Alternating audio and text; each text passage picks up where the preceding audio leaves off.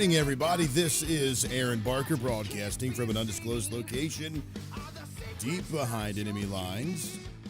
Thank you all so very much for the opportunity to be in your vehicle, office, residence, warehouse, farmhouse, henhouse, outhouse, or doghouse, wherever it is you may be listening to the broadcast today. And it is Saturday, December 6th. It is just 3 weeks. Is it 3 weeks? Yes, just shy of 3 weeks until Christmas is here. Hopefully you have all of your Christmas shopping done and you are ready to give out your gifts with merriment and cheer. Happy holiday. Oop. Merry Christmas. Oop. I don't know what to say. I don't know if I should say happy holidays. I don't know if I should say Merry Christmas. I don't know what I'm allowed to say. If I say happy holidays, I offend all the conservatives. If I say Merry Christmas, I offend all the liberals. I don't know. It's so confusing. Oh, goodness. How about we just stick to the good old classic Andy Williams song, Happy Holidays. While the merry bells keep ringing, may your every wish come true. Happy holidays. Happy holidays to you. I think it encompasses everything. All right, folks, thanks so much for joining us. We are live. I am live across the board today. Not on Vocal right now, so if you're a usual listener on Vocal, we're not live over there. They're working on some of their tech specs, so if you want to join the show on Vocal, unfortunately, you're not going to be able to do so today, but there is a link over there for people if they want to join in that way and watch. We are back on Facebook Live. Very excited about being back on Facebook Live. They have lifted the ban for whatever it was that I did.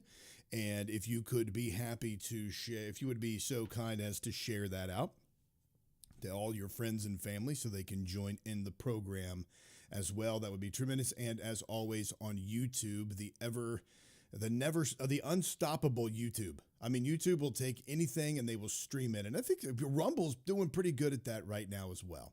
But alas, you can comment on all of those different places. If you would like to join us, we're very happy to see all those people hanging out in the chat. We've got the Mind of Zoe, Space Hippie, and also, we've got NoFan01, a blast from the past there. Good morning to you there. And for everybody that's joining us on those socials, it is a great time. And we really hope we have a lot of great conversations over there. And right now, this is always where I always tell myself I have to do something at the very last, right before the show starts to make sure everything's streaming. And then I always forget to share on the socials that are not able to stream. So I apologize for that. But I've got some incredibly fun news. I was booted off, banned, completely, totally, utterly soup Nazi. No Lord's Book for you. Off of Lord's Book. I posted up just the same content that I post up on all my other social skits. I mean, it's all the same on every day. I mean, if you're following my TikTok or whatever, I probably shouldn't tell you all that, but you should follow me on all the socials. But all of that is the same. I have the whatever video is posting up. I try to keep that video up there. Sometimes I can't get it on Blue Sky because they have a video length or a video upload limit. So I can't get it all on there because then I'd have to dumb down the video and edit it. Sometimes I can, sometimes I don't want to. But I posted up the exact same things on Lord's Book that I post up on Facebook or any of these other social medias that I have. And the thing that was the final straw was the video that I shared about how the government should have no say-so in whom you marry. And that bothered them so bad that I think it was the guy who started Lord's Book. He commented on my post and he said, that's it. I'm done or whatever. You're promoting evil is what he said. Yeah, he said, you're promoting evil. Goodbye. Or I'm done with you. Something like that. And then he proceeded to kick me off of the entire platform. So there's that. I don't know if I'm bragging about it. I think it's funny. I was actually talking about this to Bree this morning. Cancel culture sucks unless you're the one doing the canceling, right? Christians they started this. These folks over here started the I just realized that I spelled hurricane wrong on all of these lives. So if you see that, I'm very sorry. If you didn't see it, now you do. But I was telling Bree today on the way to, while I was taking her to work, I was like, everybody loves cancel culture as long as they're the ones that are doing the canceling. If you think something is offensive, like if you post, a lot of Christians do this too, and I'm not going to come down hard on them. It's just, the Lord's Book thing is what got me thinking about this. Christians will say, if I post biblical truth, then I will get banned. And then you post an essentially innocuous theme, and I could see where people in that video would see my my conversation there about same-sex marriage. I could see where they would take it like that, and then all of a sudden it's evil, and they boot me off of the platform. So why is it that it's okay for you to have free speech to say the things you wish to say, but another person can't have free speech to say the things they wish to say? And it seems to me like a great amount of hypocrisy, there. By the way, good morning to Jessica over on Facebook who's watching there. Don't forget to like and share the show there as well. We would be more than happy to read off comments and conversations and discuss all manner of things today. There we go. Mind of Zoe says over here, he says, stop promoting evil. I don't know what I was promoting that was evil. I don't think that the government was, and I know you're joking there, but I don't think the government should be involved in marriage. I don't think the government should have that much control in our lives, that much sway in our lives. And all of a sudden that is an issue now, because evidently it is evil. Let me get to this. Where's that story? I had the story here, and I want to pull this up. So we've all heard about the college student that got a 0 grade, claiming that it was religious discrimination. We're going to jump into that here in a moment. Oh, we might as well. We're talking about religious discrimination and such. We might as well talk about this. Her name is Samantha Fulnecki. She's a psychology major at the University of Oklahoma. She's gained national attention after receiving a 0 grade for citing the Bible in an opinion-based essay on gender binary labels. She's also a pre-med student. She expressed her concerns to the governor after her essay, part of a 2000-level psychology class, was graded 0 for including religious references. She said, "My main goal is to encourage other Christians to stand up for their beliefs." Despite having perfect grades on previous assignments, she was surprised by the 0 grade, which she claims was influenced by the teaching assistant's personal beliefs. "I didn't know that the TA was transgender or that his beliefs are, or what his beliefs are, or anything like that," she said. The university administration decided not to change the 0 grade, but agreed it would not affect her final grade. Her essay has been viewed over 15 million times. Now, this was, it says 15 million times. This was on the 4th. It's probably been viewed more. I know I've read it a couple of times, or not a couple of times, but I've read through it and clicked on the link to get to it. And in it, it was, I don't know, the thing that I'm trying to find, or what was the syllabus? What was the instruction for this? What were the guidelines?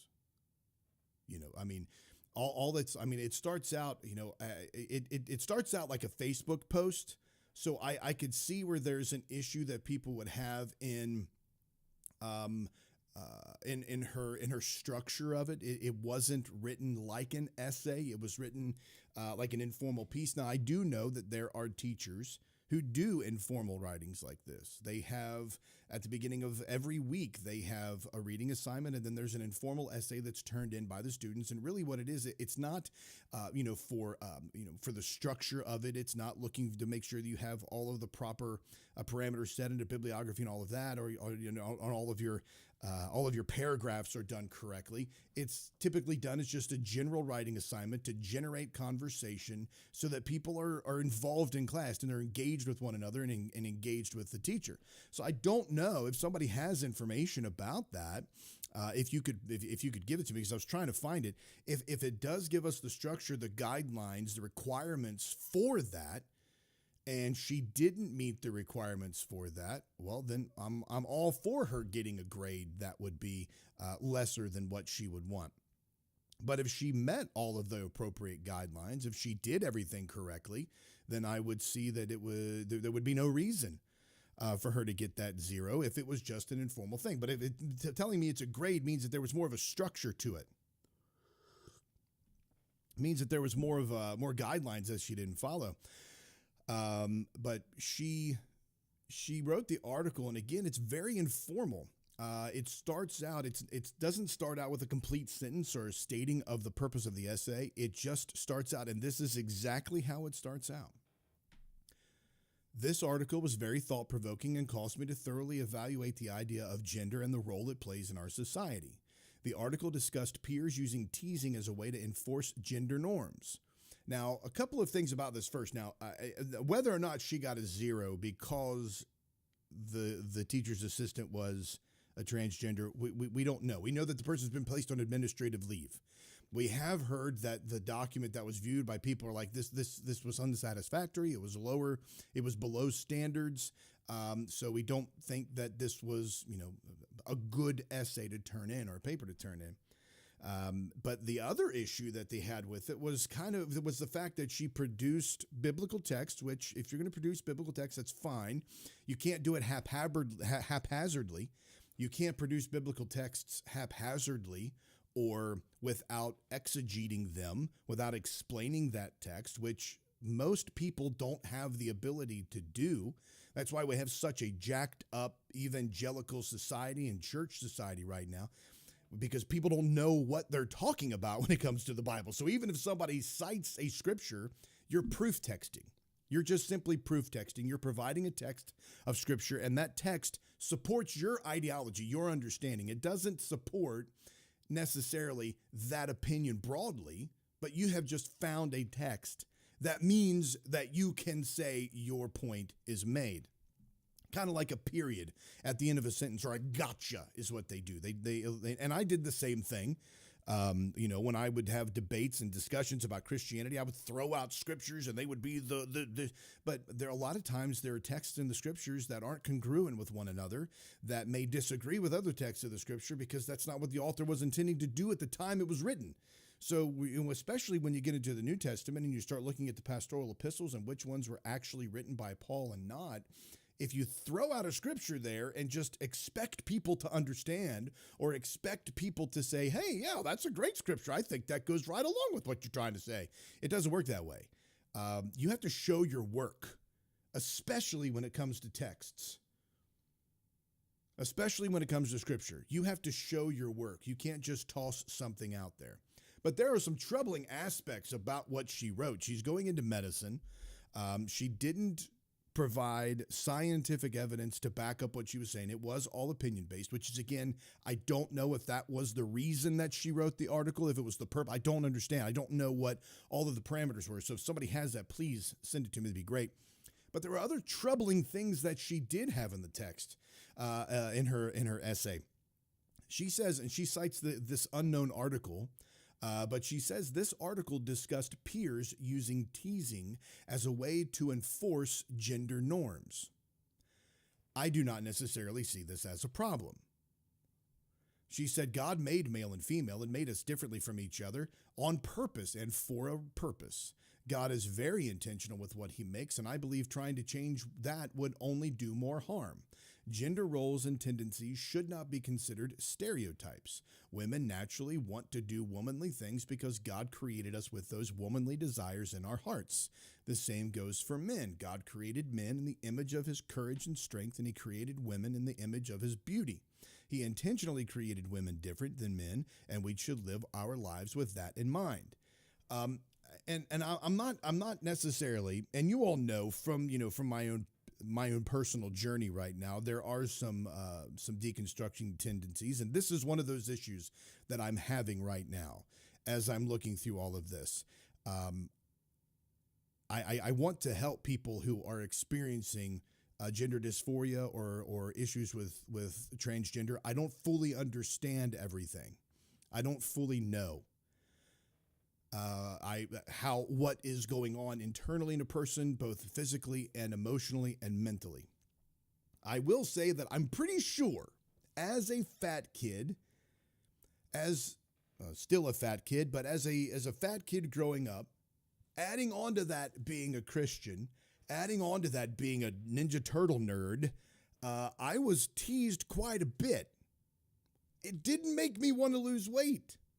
It didn't make me want to not become a Christian. It didn't make me feel really good about myself.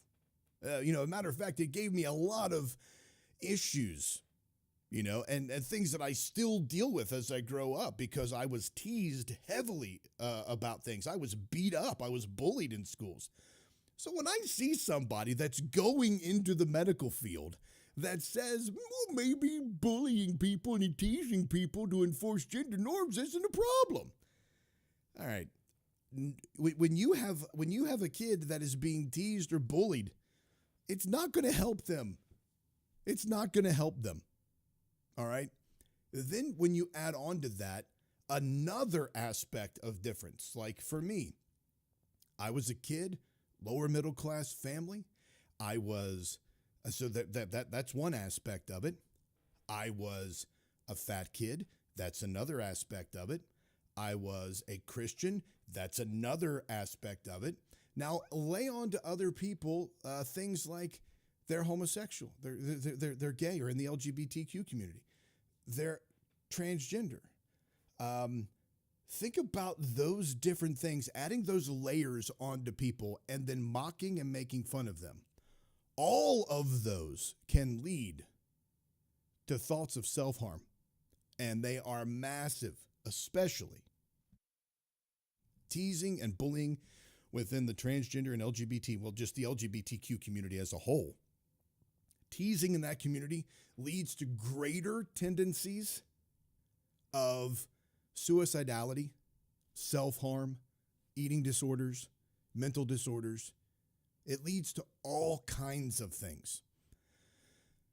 So although I know that poking fun at one another, poking fun at friends, joshing with somebody, making fun of somebody, kind of like you do with your friends, like we all do with our friends, that's one thing.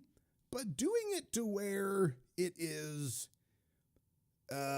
because a boy likes to cook, likes to spend time in the kitchen, or maybe he likes to sew, things that are gender norms. Maybe he likes to wear pink. Maybe he likes to play with dolls, which are gender norms. You mock, you make fun of them, of a girl because she hangs out with the boys or she's a tomboy. All of those things adding on to a person and mocking them for who they are, I don't think that's good. And it's kind of troubling that a person who is going to school for psychology thinks that teasing is actually going to help this specific population. Kids at all, and this specific population.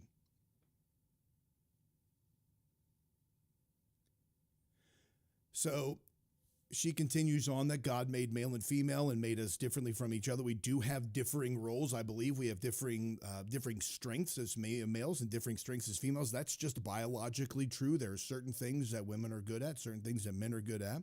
That doesn't mean that there is not a crossover on that. Certain things can't be crossover. A man cannot have a baby. We know that. A woman cannot impregnate a man to have a baby. We know that. But there are some crossover. There are some things women are like, people usually say, well, women are very emotional and they're very nurturing and men are hard and but you can have those things move back and forth. I think there's crossover in those. You can have a man that's gentle and meek and mild. I don't know, maybe Jesus Christ or something, and still be considered manly, still take care of his family.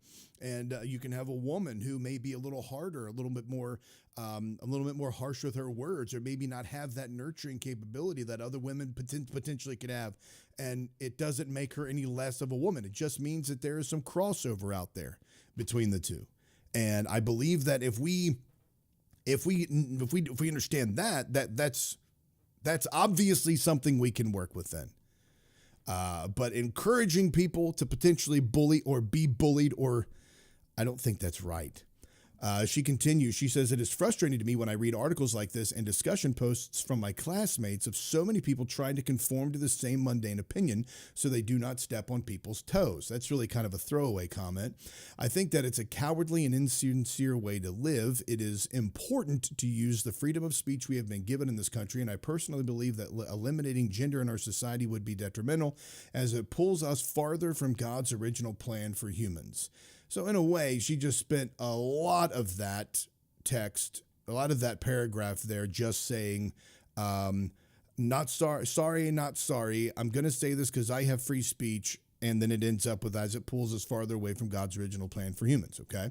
It is perfectly normal, she says, for kids to follow gender stereotypes, quoted fingers, because that is how God made us. The reason so many girls want to feel womanly and care for others in a motherly way is not because they feel pressured to fit into social norms. It is because God created and chose them to reflect his beauty and his compassion in that way. In Genesis, God says that it is not good for man to be alone, so he created a helper for man, which is a woman. Many people assume the word helper in this context to be condescending and offensive to women. However, the original word is ezer kenegdo, and that directly translates to helper equal to. Additionally, God describes himself in the Bible as using ezer kenegdo, or helper, as he describes his Holy Spirit as our helper. This new paragraph, I don't know if that was done by her, if that was done by the news outlet. She continues, this shows the importance God places on the role of the helper, women's roles. God does not view women as less significant than men. He created us with such intentionality and care that he made women in his image, or made women in his image of being a helper in the image of his beauty. If leaning into that role means I am following gender stereotypes, then I am happy to follow a stereotype that aligns with the gifts and abilities God gave me as a woman. Okay, so as far as this paper was written, if we're talking about a person that's entering into psychology on a college level and they're writing this paper, again, not knowing the restrictions of or not knowing the guidelines of this or the assignment of this, I would say that, yeah, I mean, like, just looking at it overall, it's a little choppy to me. I'm not an English major. I'm not a writer. So I'm going to kind of be indifferent on that, but it is a little choppy. She says, I do not think men and women are pressured to be masculine or feminine. You know what this sounds like?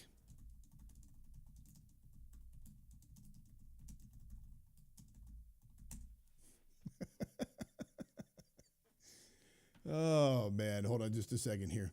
This is what this essay reminds me of so far. I'm going to share this video here. I just had to look it up. I just thought I was thinking about it last night, and, and I forgot to look it up. But here's this. This is from.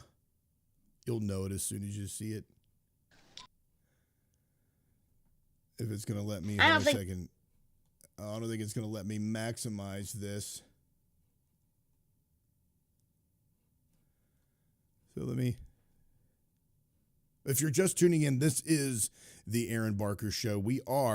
I am live on Facebook, on YouTube, on DLive. I'm also live on Rumble and on Facebook. I don't know if I already said Facebook or not, but we are, this is typically, I would say this isn't typically how the show is run. It's exactly how the show is typically done. I find things and then I randomly pull them up and play them. But this is what this woman's video, or this woman's essay is reminding me of. It's like, class, I want you to write a theme. Here we go. That football is a very good Christmas present. Oh, all of that, and that was the only phrase that popped up. Hold on, it reminds me of the entire of the speech that Ralphie gives in the essay that Ralphie writes, the theme that he writes there about how he wants a official Red Ryder carbine action 200-shot range model air rifle with this thing in the stock that tells time. I think everybody should have one. I do not think that football is a good Christmas gift.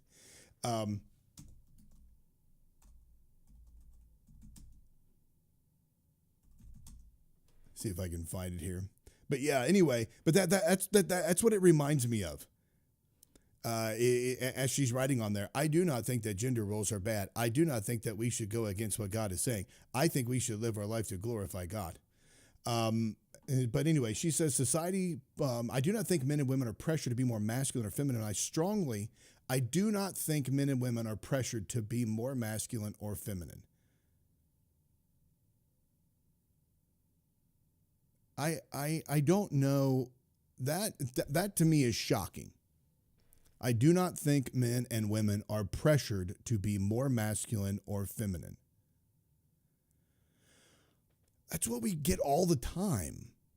Like, honestly, we get all that. That's why Andrew Tate was so popular. That's why guys like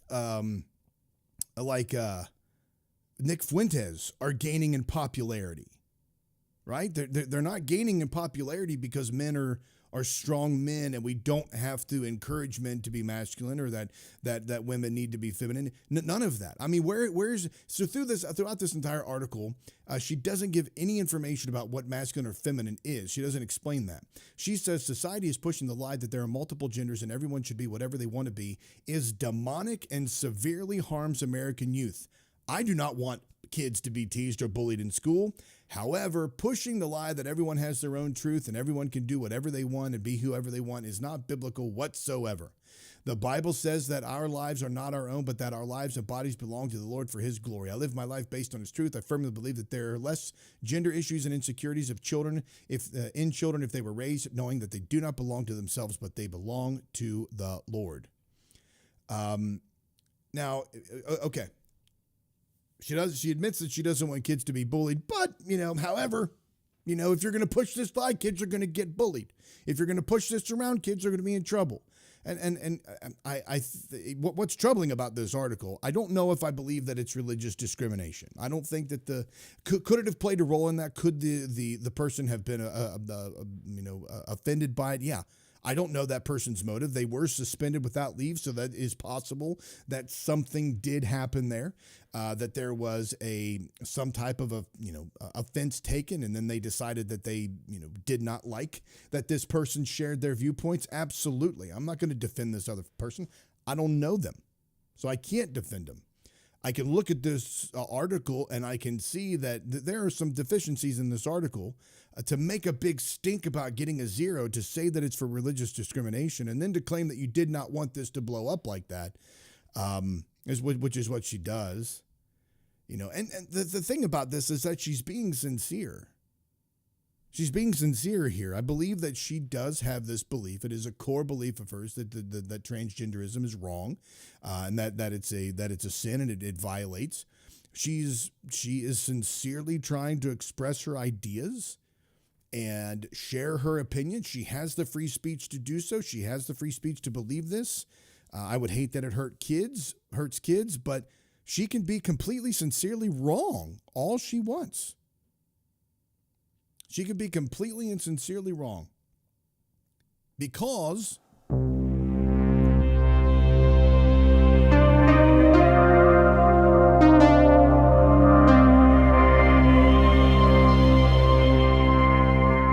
catch you on the flip-flop. As you know, our friend Mike Lindell has a passion to help everyone get the best sleep of our lives. He didn't stop by simply creating the best pillow, though. Mike created the Giza Dream Bed Sheets. They look and feel great, which means an even better night's sleep for me, which is crucial for my busy schedule.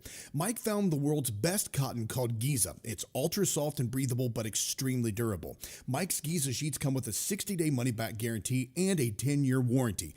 The first night you sleep on these Giza sheets, you'll never want to sleep on anything else. Giza Dream Sheets come in a variety of sizes and colors. Go to mypillow.com. There you'll find not only this amazing offer, but also deep discounts on all MyPillow products, including the MyPillow mattress topper, MyPillow towel sets, and so much more. Call 800-892-6955 and use the promo code Barker. That's 800-892-6955 and use the promo code Barker, or go to mypillow.com and make sure you use the promo code Barker. Your best night's sleep is just a few clicks away. Welcome to Vocal, the free speech social app that gives you a platform to amplify your voice. Speak freely, connect boldly, and be part of a growing movement for truth, faith, and freedom. Want to know what's happening right now? The Now Playing feature shows you exactly who's live and what's streaming in real time. Check out the show's feed, a non-stop lineup including Lindell TV News 24/7, shows and on-demand programming all in one place. Connect with your favorite host and never miss a show. Explore the featured page for quick access to Lindell TV's top shows. Follow your favorites and watch their newest content flow right into your feed. And when they go live on Vocal, you can join the live chat and be part of the action. Ask questions, share your thoughts, even help shape future shows. Stay informed on issues around securing our elections by following your state's Cause of America account. Join a group and connect on a deeper level, from faith and freedom to the future of our nation. Go to vocal.com or download the app today and be a part of the mission to save our country.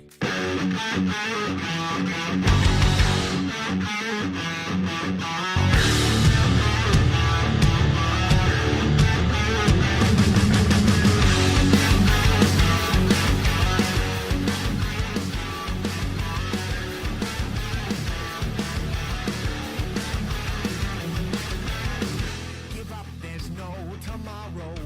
Your kind must learn to fall in line.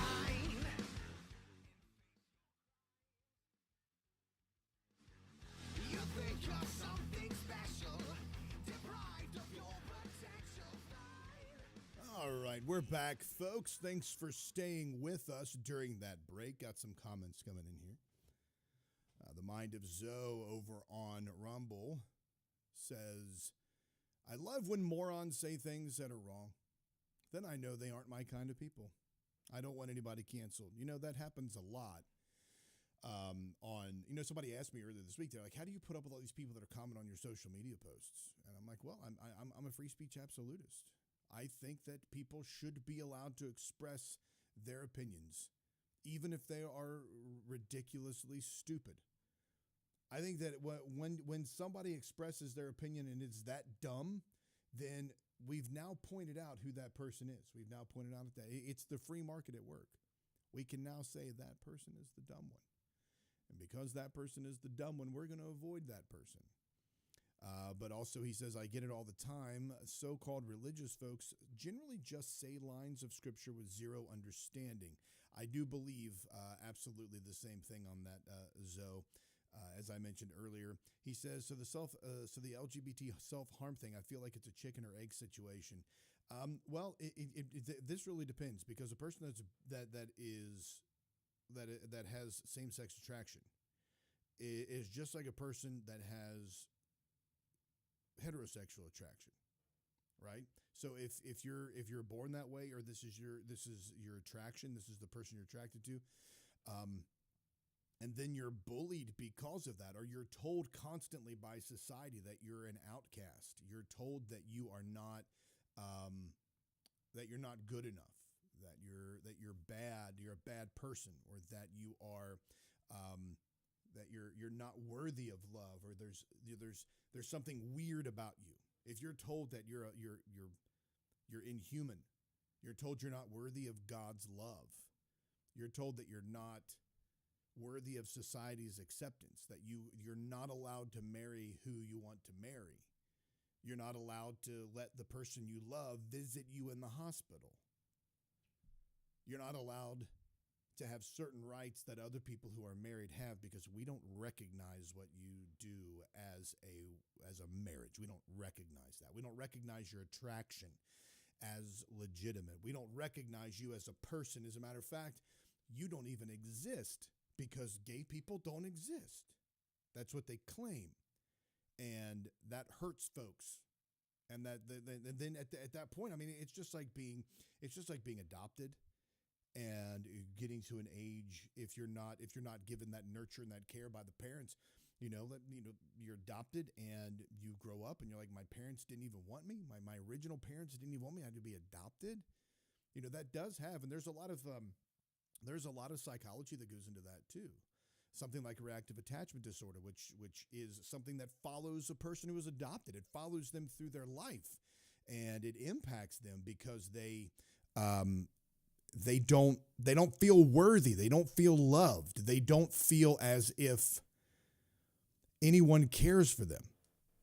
So if you're an LGBT youth and you're told you're not worthy, nobody loves you, we don't recognize you, we're not going to allow you to get married, this is weird, it's different, it's not normal, it's unnatural, the Bible says it's wrong, God can't love you, you're going to go to hell. When you're constantly fed that line throughout your life, or when you get to a point where a lot of people are fed that line throughout their life. From a youth, they're told that homosexuals are going to burn in hell. They're told that same-sex marriage is sinful. They're told that it is against God's natural order, that Romans chapter 1 calls them reprobates. And then they use that as a bludgeon. And that's what I talk about when I talk about weaponizing Scripture. When they weaponize Scripture against the homosexual community. When you weaponize the Word of God against the LGBTQ community, you are not glorifying or honoring God. You are dishonoring the mission of Jesus Christ.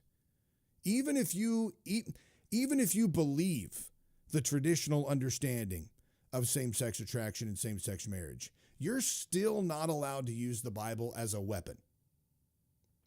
You are not allowed to use the Word of God. Jesus actually told the Pharisees that they locked up the door to heaven. They threw away the key, and then they create converts that are 10 times the devil that they are.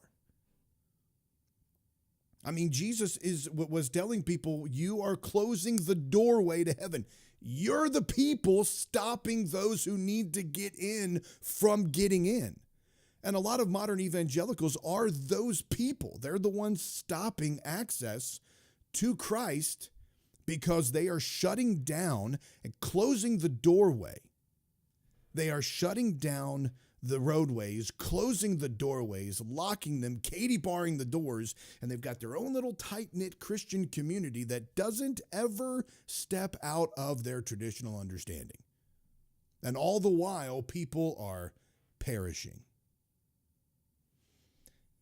And this, I know that I mentioned it earlier in the show about my deconstruction. I'm kind of deconstruction. I'm not cool enough to deconstruct. I've never been cool enough to follow those trends.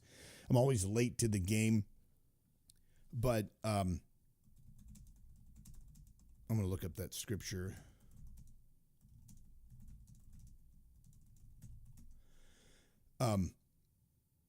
This was my thought process. You can go back years and see that this is my thought process for quite some time.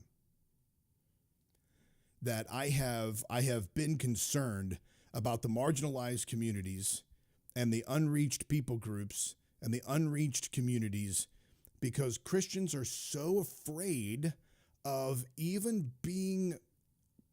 they're so afraid of being considered woke. They're so afraid of other Christians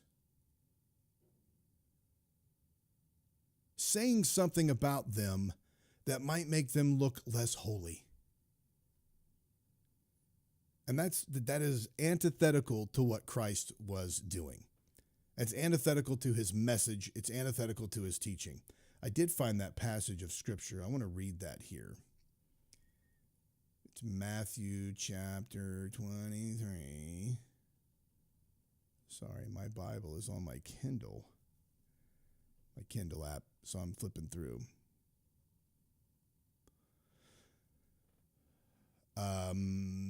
23:13. It says, Jesus says in Matthew 23:13, "But woe to you, scribes and Pharisees, hypocrites, for you lock people out of the kingdom of heaven. For you do not go in yourselves, and when others are going in, you stop them. Woe to you, scribes and Pharisees, hypocrites! For you cross sea and land to make a single convert, and you make the new convert twice as much a child of hell as yourselves. Woe to you, blind guides, who say, whoever swears by the sanctuary is bound by nothing, but whoever swears by the gold of the sanctuary is bound by the oath. You blind fools, for which is greater, the gold or the sanctuary that has made the gold sacred?" So these So within evangelicalism, that is a heavy issue that they face. It is a heavy issue. And I believe that we have for too long within the Christian community shut the doors to the people that actually need to get into heaven. And that's a big problem. You're listening to, we've shut the doors to the people who need to get into heaven. You're listening to the Aaron Barker Show. You can go to aaronbarker.substack.com and join me there. You can just simply subscribe to there for free. You can also pay. I'm thinking about in the new year, I'm thinking about this idea. I was watching a show. I don't know what brought it up, but I was watching a show. It was from the Breakdown days with Aaron, Brian, and Erica. And the three of us were talking about the Israel-Hamas debate. And watching the show, I'm surprised it wasn't the last show we ever did together. But it's the show where I lost it. I was screaming and yelling. But I thought about doing a special show on the Substack of like the Breakdown Rewind or Aaron Barker Classic Rewind or something like that, where I go back through and watch certain portions of shows that I did. And this could be with just by myself. It could be with, with others. The Breakdown was for several years was the three of us. But like go through and break down some of the topics and where I stand now and what I was thinking then. I think that would be fun because it would be interesting for me to look back on how I've changed and what growth I've had and where I still have deficiencies. But, if you would like to do that, just let me know. If you would like to be involved in hearing something like that, I would be more than happy to talk to you and let everybody know when that's going to happen. But what you'll have to do is you'll have to go to aaronbarker.substack.com and subscribe so that you will be able to hear about that when it comes out. I did not mean to go into such, because with the mind of Zoe's question, I know that this sounds like this is heavy on the LGBT content this week, but I did just have a couple of stories that were within that vein, and I wanted to bring this story up. I'm very concerned. I have been concerned for quite some time, and we should be concerned as well. The way that this particular administration is going. This is an authoritarian administration that we have. And when I say authoritarian, Donald Trump has always had an authoritarian bent. He's always been kind of the person he's the billionaire. He's the CEO. You do what he says when he says to do it. You don't ask, you don't question. And he hits a roadblock when he says he wants something done and people push back. They don't automatically follow. They don't automatically follow his orders. They say, wait just a second. There's a process. That's why he railroaded Marjorie Taylor Greene. That's why he's trying to railroad Thomas Massie. That's why he's constantly angry at Rand Paul, because those three were like, hey, look, stop what you're doing. Stop being an insane clown for a minute and listen. There is a constitution. There is a purpose. There is a reason we have laws. The Constitution was created to restrain the government, to give them this very specific and tailored responsibilities. And it's all contained within the Constitution. And we have our Declaration of Independence, we have our our Constitution and our Bill of Rights. It's all contained within that. What is the judiciary supposed to do? Well, let's turn to the Constitution. What's the executive branch? Let's turn to the Constitution. What are they supposed to do? It's in the Constitution. If there's any amendments, those amendments can be added and they can be taken away. When you have a president, though, that thinks that he can snap his fingers and things get done, the problem is you are creating, or it's just like erosion. Small streams through a heavy stone over a long period of time create chasms and caverns and canyons. That's what Trump's movement is doing. You don't realize that the people that are getting rounded up, even American citizens that are being harmed by ICE right now, that are being rounded up and detained against their constitutional rights. You have American citizens that are being detained, that are being held against their will. They're being held, they're essentially kidnapped by ICE. You're having people rounded up like cattle. You have the weird social media of the Department of Homeland Security, which is bragging about how they're harming people. I don't care if they're illegal or not. They're bragging about how they're harming people, and they're claiming that everybody that they're getting out of the country are rapists and murderers and child predators, etc. But that's not the case. You know, they're rounding up hundreds of people in arrests, and 10% of these are actually criminals. You know, a very small percentage of the people that they're rounding up turn out to be the hardened criminals that they claim they're going after. And when you create that, you're making a precedent. You're making that canyon. You're that small stream of erosion through a rock. And the next administration is going to be the chasm and then the canyon. And it's going to keep getting larger and larger because those executive powers are going to be taken advantage of. And when you're rounded up for being a Christian, when you're arrested because you believe in the resurrection or you believe in, like this young woman that wrote that paper, what happens if in the future a president is in power that doesn't like the fact that she says that and they just round her up? They take her without due process. But the majority of America says, rah, we don't need that hatred here. It's all about restraining the federal power. It's all about restraining them and preventing them from doing things that are going to harm us, especially in the long run. And that sounds like I hate the pragmatic argument of it. I hate that I even have to have a quotey fingers pragmatic argument. I would much rather just have an argument that states the president has presidential powers, therefore the president cannot go against these presidential powers. I wish that I could just say that. I wish I didn't have to say, well, in the future, this is going to happen to you, and when you're being rounded up, you're not going to like it. No, if you're the party that stands for the rule of law, then you should stand for the rule of law, and it doesn't matter who is in power. And that's why things like this article, and I believe is detrimental to the health of our nation. National security expert says second lavender scare is here as government purges LGBTQ plus workers. The lavender scare was back during the Joseph McCarthy era, where they tied the fact that people were they tied communism to homosexuality. They tied betrayal of your country to homosexuality, and it was all kind of in there because, you know, teasing because of gender norms, which evidently the Fulnecki thinks is perfectly fine as a person that's entering into psychology.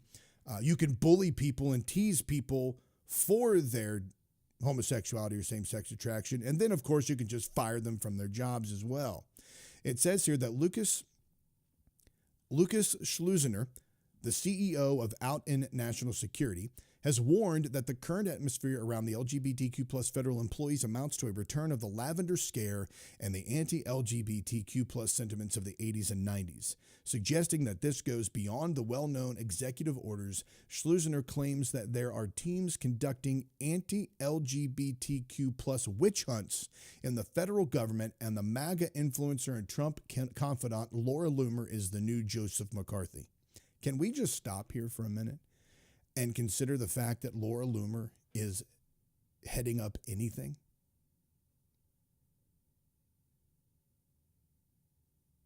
I mean, are we not concerned about this at all?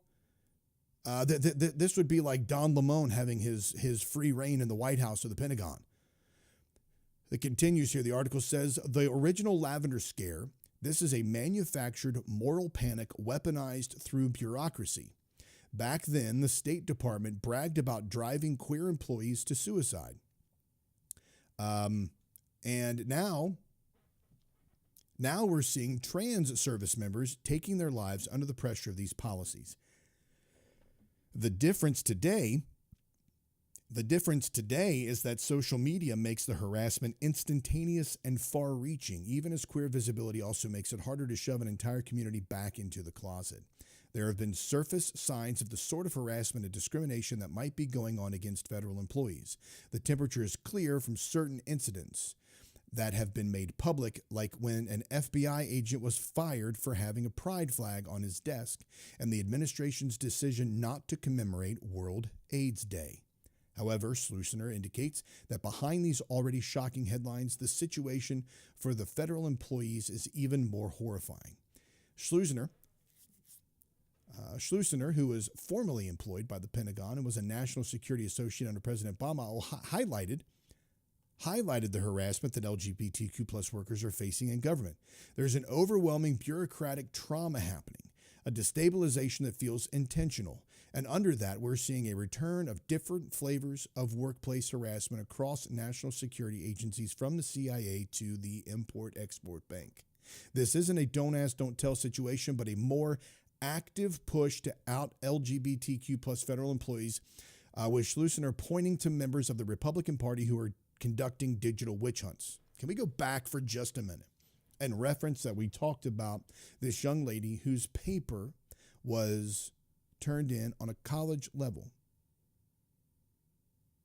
I believe it was a 200 psych class. It was turned in which she said, this is a future psychologist, in which she said bullying kids maybe wouldn't be so bad.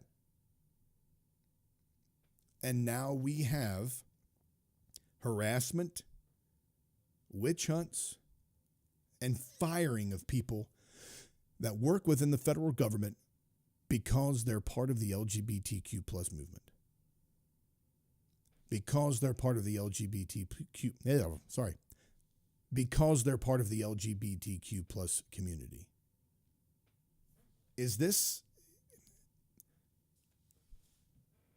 I mean, do I have to, if this were Christians being fired for having a Christian flag on their desk, if this were Muslims being fired because they were Muslims, if this were Buddhists being fired, if this were atheists being fired, if this were any other people group, Christians would be outraged. Actually, that's a lie. If it were Christians, Christians would be outraged. If it was anybody else, they don't give a crap. Who cares if other people get fired as long as the Christians stay in power, right? But why is it that this is not a larger problem? Why is this supported by people that support Trump? Why is this considered as a good thing? He says here, there's an organization called STARS, SARRS, that combs through Instagram and LinkedIn looking for minority service members who show any pride in their identity. If you're LGBTQ, a person of color, or even an ally who took your kids to Pride, they will tag and harass you, and they will have a direct line to the Pentagon. People have been removed from their posts because of this, including the Navy's top West Coast endocrinologist, whose only offense was having a rainbow banner and pronouns on his LinkedIn. I saw this firsthand at a Christian ministry. People were fired because they went to a Pride event. There's a difference. I understand that a private company can employ whomever they wish, and it's a blurry line, but a private company has the right to employ whomever they wish. But I have seen it happen. I've seen the discrimination happen. It says here, it's not clearances being denied so much as it is targeted harassment. He says here that Laura Loomer has essentially declared herself the new Joe McCarthy, going through the Plum Book to identify anyone with LGBT, DEI, equity, or trans in their job titles and doxing them. So this isn't like an official role, by the way. I know that earlier I may have made it seem like that. This isn't an official role that she has, just one that she's doing that I'm aware of. She's doing this by doxing people if she sees that it's in there. I mean, can you believe this? She's not a good person. She is not a good person. She was the same one who was compiling lists and lists of people and doxing them and getting them fired because they, as foul as it is, they celebrated after Charlie Kirk's death or didn't mourn him hard enough.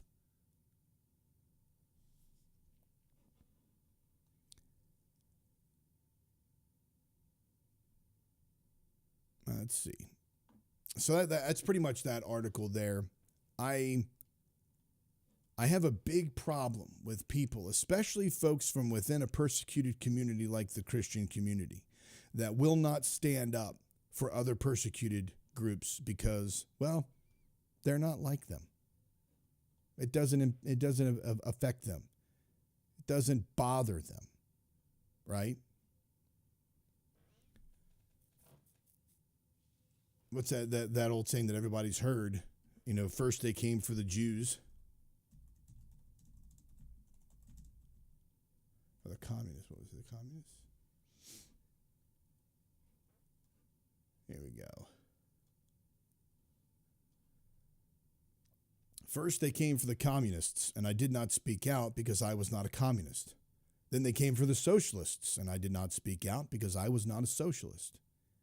Then they came for the trade unionists, and I did not speak out because I was not a trade unionist. Then they came for the Jews, and I did not speak out because I was not a Jew.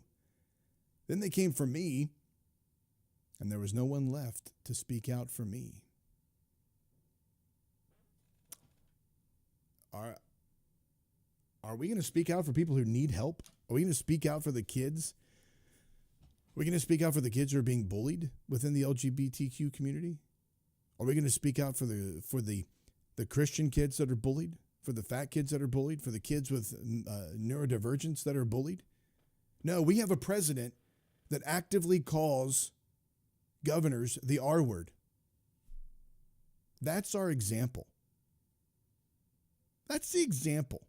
That's who people voted for. And I see it all the time in my comments. That's who people voted for. That's who they want. And it's disgusting.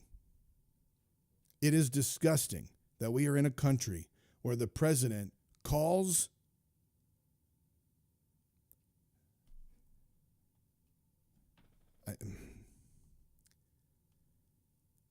it is disgusting when we are in a country where the president calls a sitting governor or anyone the R word and is extolled for it, lauded for it, has likes and shares, reshares, and acting as though it is okay to do this. We're supposed to be standing up for the marginalized, not browbeating them. All right, folks, we're going to take a quick break. We'll be back more on this and other stuff.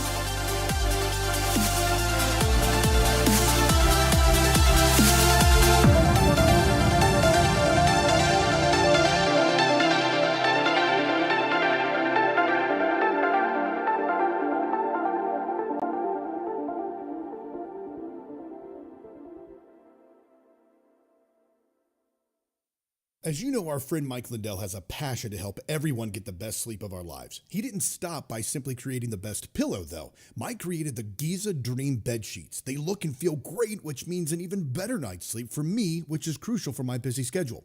Mike found the world's best cotton called Giza. It's ultra soft and breathable, but extremely durable. Mike's Giza Sheets come with a 60-day money-back guarantee and a 10-year warranty. The first night you sleep on these Giza Sheets, you'll never want to sleep on anything else. Giza Dream Sheets come in a variety of sizes and colors. Go to mypillow.com. There you'll find not only this amazing offer, but also deep discounts on all MyPillow products, including the MyPillow mattress topper, MyPillow towel sets, and so much more. Call 800-892-6955 and use the promo code Barker. That's 800-892-6955 and use the promo code Barker. Or go to mypillow.com and make sure you use the promo code Barker. Your best night's sleep is just a few clicks away.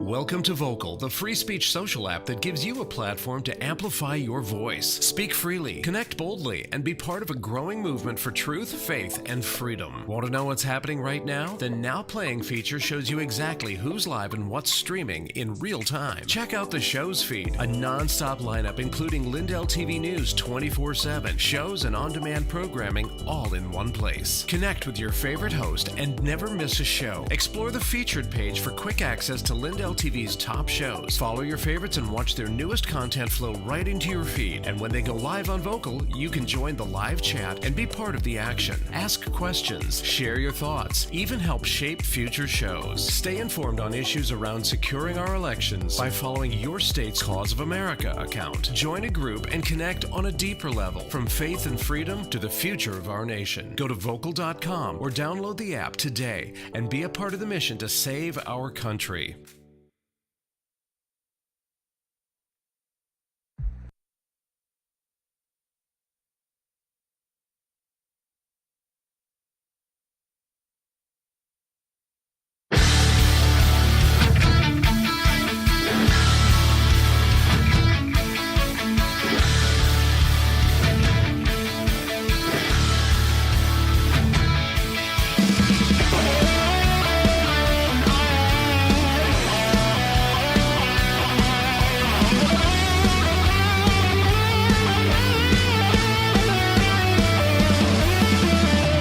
I saw your face last Tuesday inside a magazine. Still, what can't be seen?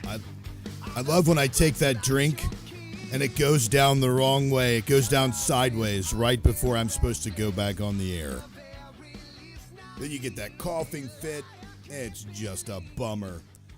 Welcome back to the Aaron Barker Show, Saturday, December 6th, hour 2. Moving right along through content. I wonder, is Donald Trump the hurricane whisperer? There was a video that got a lot of attention, and I'm not talking about the dozy face Donald Trump. Sorry, I was in the middle of a radio show and I dozed off. My apologies.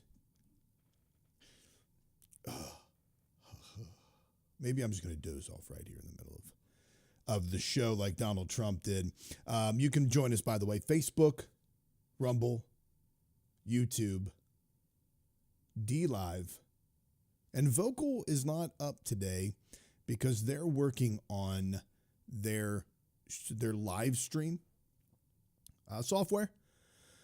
So they're in the process of getting that updated, so it won't be on there. But here is this. This made a lot of headlines this week, and I wanted to touch base with this or talk about this.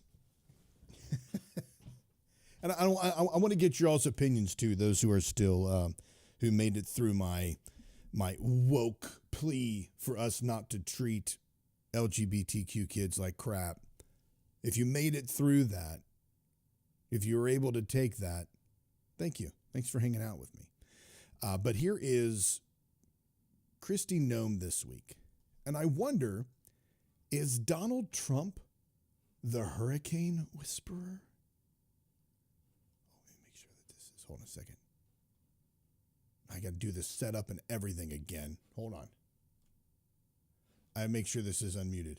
Sir, you... Yes, it is.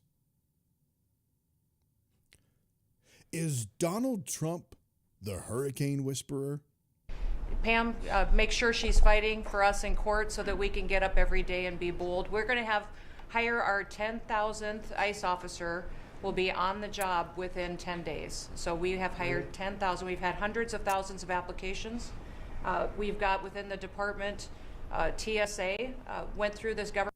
Hold on just a second. That's not the clip that I was trying to show. Un momento, por favors.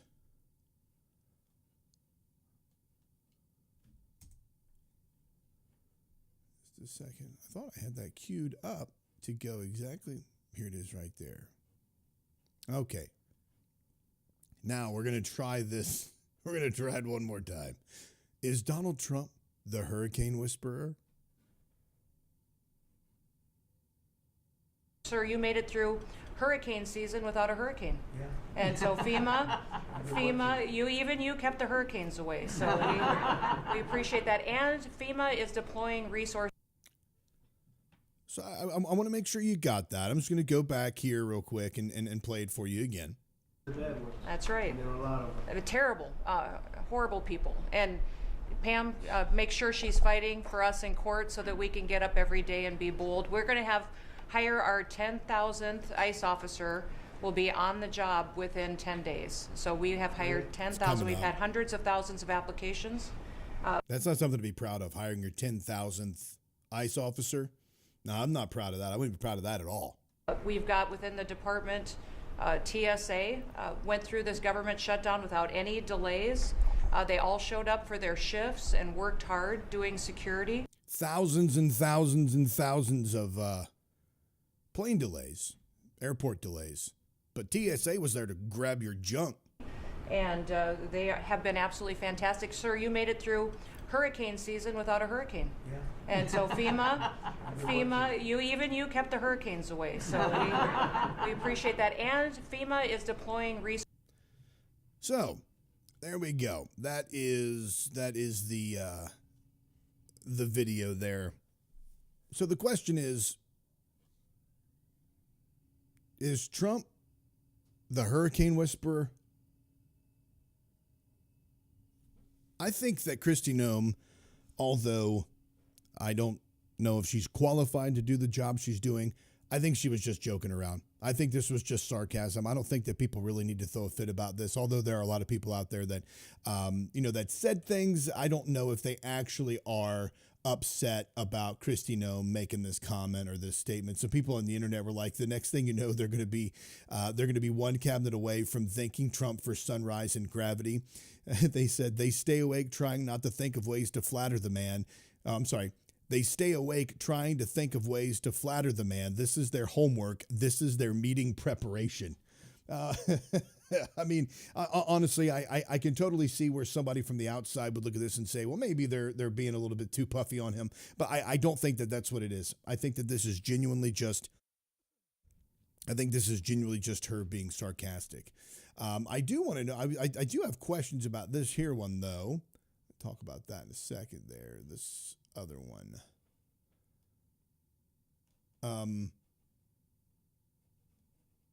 There's a woman that is on, here we go. This is a woman who is on Dave Ramsey's show, and her name is Jade Warsaw, and she's the Ramsey Show co-host, and she made some waves as well this week with her appearance on Fox News. Here is what she had to say on Fox News. I gotta find it. It's right there. There's two of them. I got this.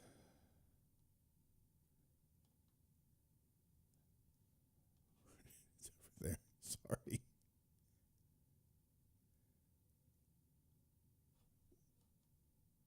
Where did it go? Okay, here we go. Sorry. All right. So Jade Straw is a co-host of The Ramsey Show. This is what she had to say this week.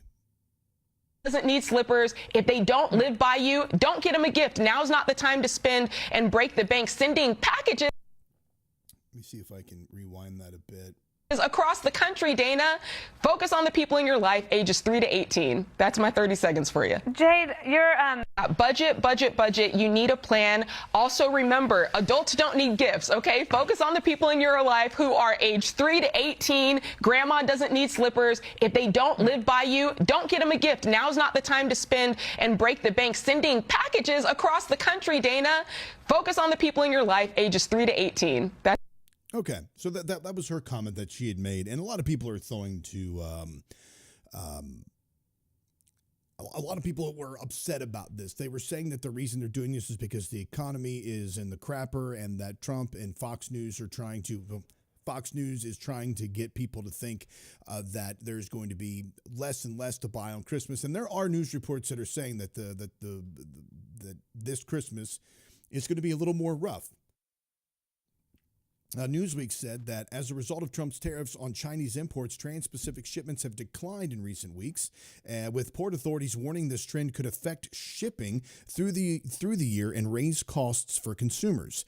The toy industry, in particular, given its outsized reliance on Chinese imports, has expressed concern that should the tariffs remain in place, shoppers could face significantly higher costs and product shortages as far off as Christmas. Now, this was a Newsweek article that was written back in May. There was also here, people were commenting, of course, about these types of things, about this particular video. Times are hard. These people will be okay if they don't receive gifts this year. I agree that the kids and family come first, as one user on Instagram. Someone else said, the thing is, we shouldn't have to do that if your tax-paying citizen who works a full-time job, pays all the bills on time, and still lives check to check, another added. Some compared it to President Donald Trump's comments earlier this year, where it said, amid fears that tariffs could lead to higher prices and product shortages come Christmas, that children could benefit from a more modest holiday haul. And that was Donald Trump making that statement. And also the Secretary of the Treasury, Scott Bessent, was also making comments along that. He was saying, I would tell your young girl that you can have a better life than her parents. Not the way things are going. Not economically, not historically the way things are going. Maybe back in the 50s, 60s, 70s, through the 80s, maybe into the 90s, there were large percentages of the population who are actually going to be out earning their parents. But it's not the same now. It's completely different. A large portion of people will not earn what their parent, or a large portion of people will not earn more than what their parents earn. They will actually earn less than what their parents earned. And we're talking about people that are around 30 to 40. So the senior millennials in that area will not earn what their parents earned or barely make it. A larger percentage of people will do that because the income gap, the income quoting fingers inequality is growing so much in this country because of cronyism, not capitalism. It's because of cronyism, and it's because the people at the top are always looking for ways to rip off people at the bottom and make as much money as they can for their shareholders. So there is, and it is historically, from the 50s up until now, the middle class, the top wage earners, the middle class, and even the lower class were making in tandem. They were sharing in the profits, sharing in the profits of the country. Whereas now the CEOs spiked, and they're making hundreds of times more than what an average person makes. And you're like, well, they can run a multi-million-dollar company. It's a multi-million-dollar company because people are getting ripped off. Tariffs don't impact businesses. The taxes are always sent down to the consumer.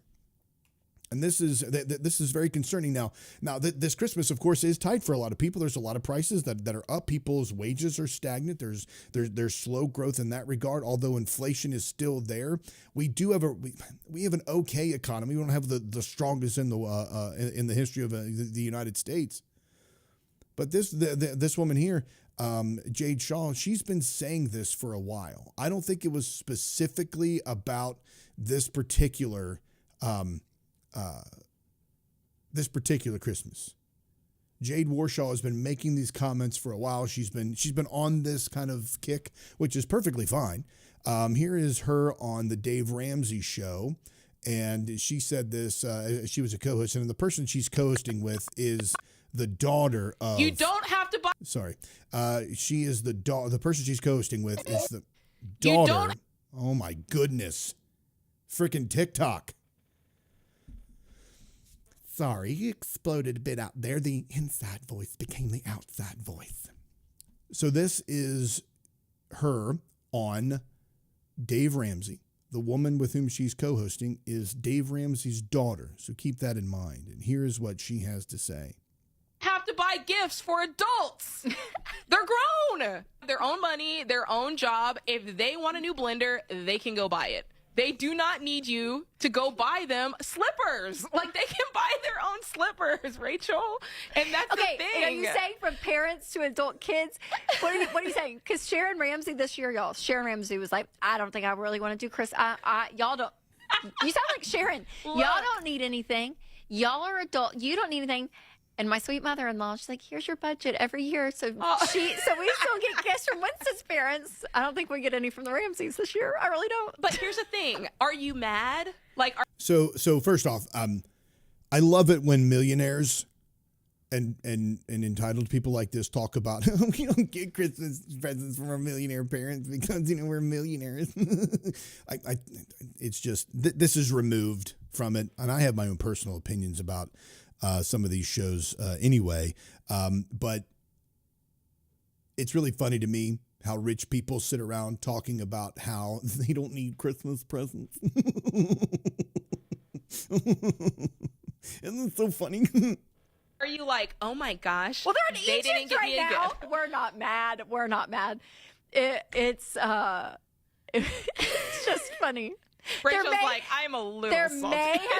there may have been a gift. Okay, so it goes on there, but the concept of this, and I've thought this for years because my wife and I used to do this. We would go and we would buy a gift card, and then we would give that gift card to a family member, and then that family member would give us a gift card. And I said for years, I was like, why are we doing this? Why don't we just tell them, keep your money, buy what you want to buy, and we won't go through the rigmarole of the exchange or standing in line to get the gift card. And then the anxiety that it brings me that the gift card is not going to activate, and I'm going to give you the gift card and it's never going to work. And the $100 is going to go to some kind of cloud and you're never going to get that $100. I'm never going to know. So I've lost $100. You're going to think that I was cheap and didn't actually give you a $100 gift card. So you're going to have that in the back of your mind. And then the next year you're going to do the same to me. That's the kind of anxiety that I feel whenever I buy a gift card. If you don't feel that kind of anxiety, please tell me how to not have that anxiety, because it's there. I bought gift cards yesterday, and it's not the same situation where we're switching gift cards, going hand in hand, anything like that. We're not expecting to get anything from the people we're giving these to, but it happened yesterday. I bought gift cards, and I was like, oh my gosh, what happens if these don't work? Oh, gift cards are so frustrating. And you know another thing about gift cards that I think is very annoying, and it only happens on the Visa gift cards. Well, I don't know. I don't buy any other. If I'm buying a specific business, like if I'm buying an Amazon gift card or Uber gift card or Walmart or something like that, if I'm buying a specific gift card, I don't believe there's an activation fee. But there's an activation fee for a Visa card. Why is there an activation fee? Why do I have to pay $4.95 to the store when all they go is bloop, pick, pick, pick, pick, pick, and print me off a gift receipt? What is the $4.95 activation fee? I mean, Amazon doesn't charge you an activation fee. Walmart doesn't. Jimmy John's doesn't. GameStop doesn't, Xbox doesn't, that I'm aware of. But I hope the people that I bought gift cards for aren't listening to the show right now. Just don't listen to this part of the show because it has nothing to do with your present, okay? I'm just making up store names. But on the Visa gift cards, why is there a $4.95 charge? Like, where is that going? What is the $4.95 for? Am I paying for the shelf space of the Visa card? I mean, I don't understand it. It's a very difficult job, though. When you take the card, you take and you go boop across the reader, boop, right? Happy holidays. You know, I mean, why didn't you say Merry Christmas? You took my $4.95 and you're still not going to say Merry Christmas? But as far as the concept of buying adults Christmas presents, I totally get it. I mean, the thing about it, if you are on a budget and you're in debt and you're trying to get out of debt, you're trying to live on a specific set of, like you're living on a specific budget every week, you know, where every penny is going, absolutely. Just tell people in your life like, hey, I love you, but you don't have to get me anything. But I'm not going to be buying Christmas gifts this year. And for adults, I understand for adults as well. I have people in my life that are very important. Very important. People whom I love. They're not getting a Christmas gift from me because they're an adult and I suck at buying presents. I mean, gift cards or a book. Like that's me. And because it's the only thing I can connect with. I'm like, hey, you like me, I like you. I like books. How about a book? I mean, I could buy somebody a pair of drumsticks. Get you a pair of drumsticks. I keep these in the package, by the way. And I have since last year, but I play them all the time. Anyway, I can buy somebody something that I relate to, something that I like. But as far as any other kind of gifts, I suck at it. Really, really bad. I suck at buying gifts. Okay, so here, with that in mind, you've got a society where we are facing some economic uncertainties. We are facing some difficulties with inflation, stagnant wages, groceries, which is a very weird word. Groceries. What are groceries? It's so weird. You go to the store, you have a bag, and they put things in the bag, and it's groceries is what they call it. So grocery prices are going up. Things are expensive.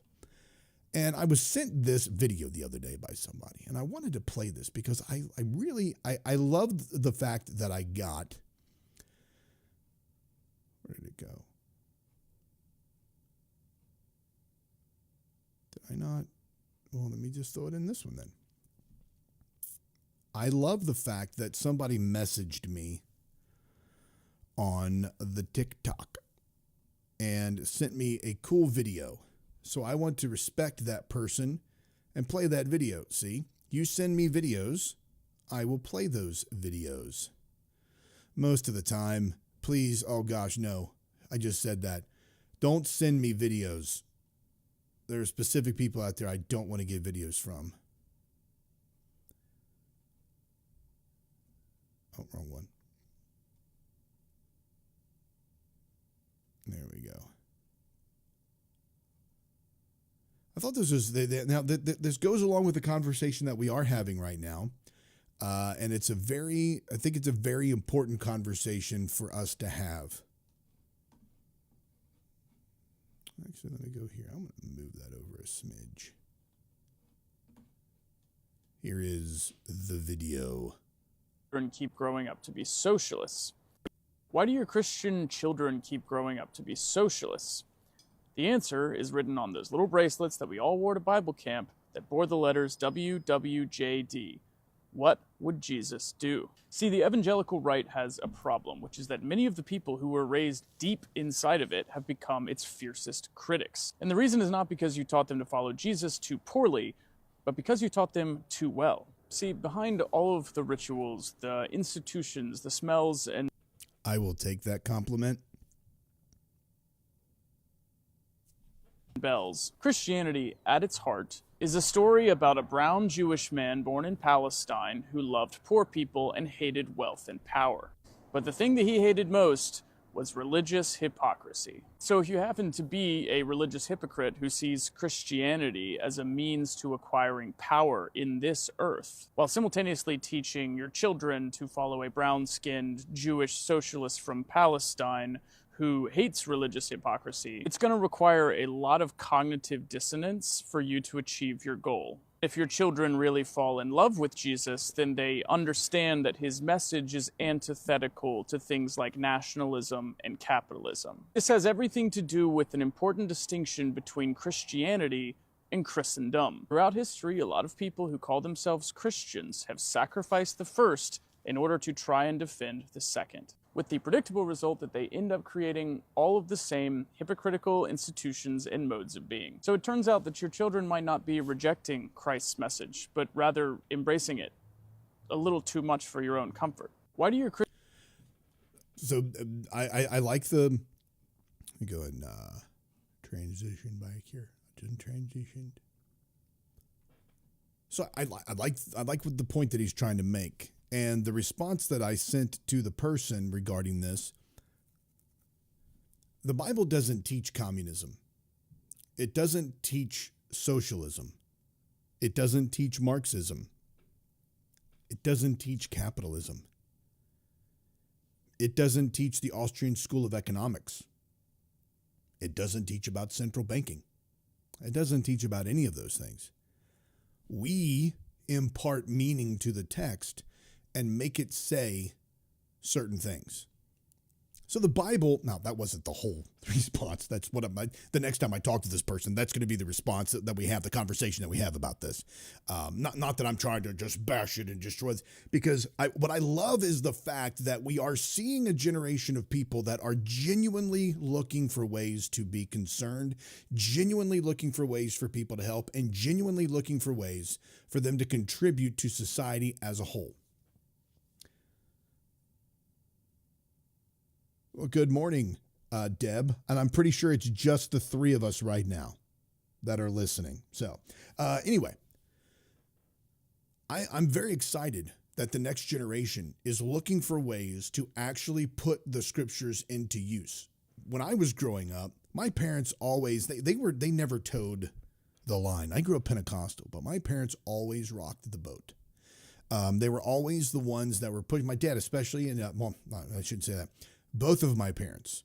My dad was a leader in the church as a minister of music, and he was so for a long time. My mom, of course, is his wife, and she was involved in the music program, singing, etc. They were forbidden one time. They actually went to a state camp meeting. We had these things called camp meetings, and back in the day, it was really popular. They were like the old sawdust tent trails of back in the yesteryear. But these were more, they were in buildings and such by the time my parents were doing them. But a pastor came to my dad and said, like, you had the morning service at camp meeting, and then you had the evening service. All right. The morning service was the really hardcore old people that showed up, right? All like the really popular was the night service. And as the week progressed, because people were able to take off work, the night service got larger and larger and larger. So Friday night service was the service you wanted to be a part of. Friday night service.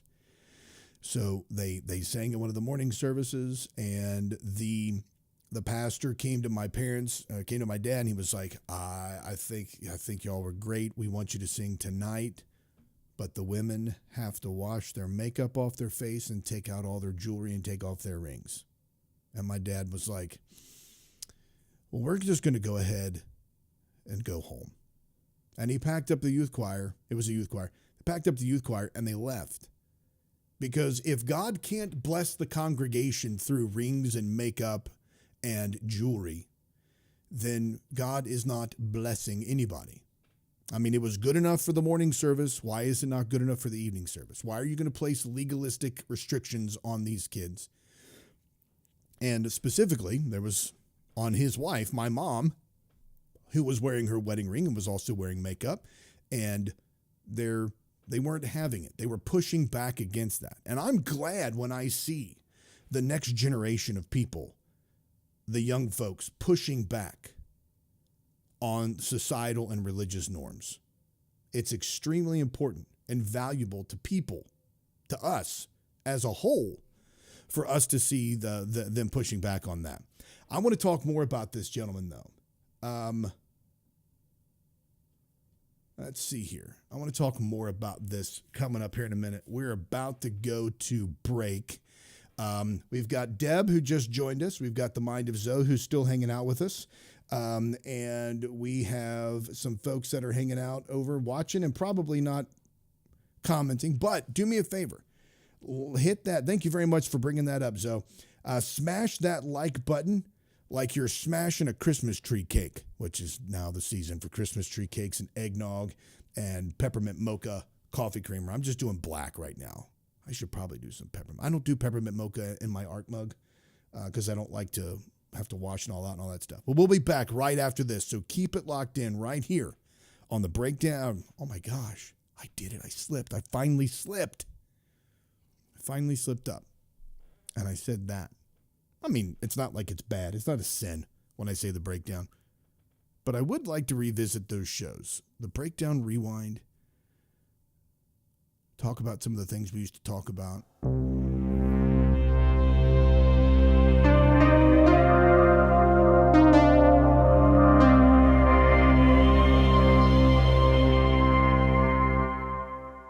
As you know, our friend Mike Lindell has a passion to help everyone get the best sleep of our lives. He didn't stop by simply creating the best pillow, though. Mike created the Giza Dream Bed Sheets. They look and feel great, which means an even better night's sleep for me, which is crucial for my busy schedule. Mike found the world's best cotton called Giza. It's ultra soft and breathable, but extremely durable. Mike's Giza sheets come with a 60-day money-back guarantee and a 10-year warranty. The first night you sleep on these Giza sheets, you'll never want to sleep on anything else. Giza Dream Sheets come in a variety of sizes and colors. Go to mypillow.com. There you'll find not only this amazing offer, but also deep discounts on all MyPillow products, including the MyPillow mattress topper, MyPillow towel sets, and so much more. Call 800-892-6955 and use the promo code Barker. That's 800-892-6955 and use the promo code Barker. Or go to mypillow.com and make sure you use the promo code Barker. Your best night's sleep is just a few clicks away.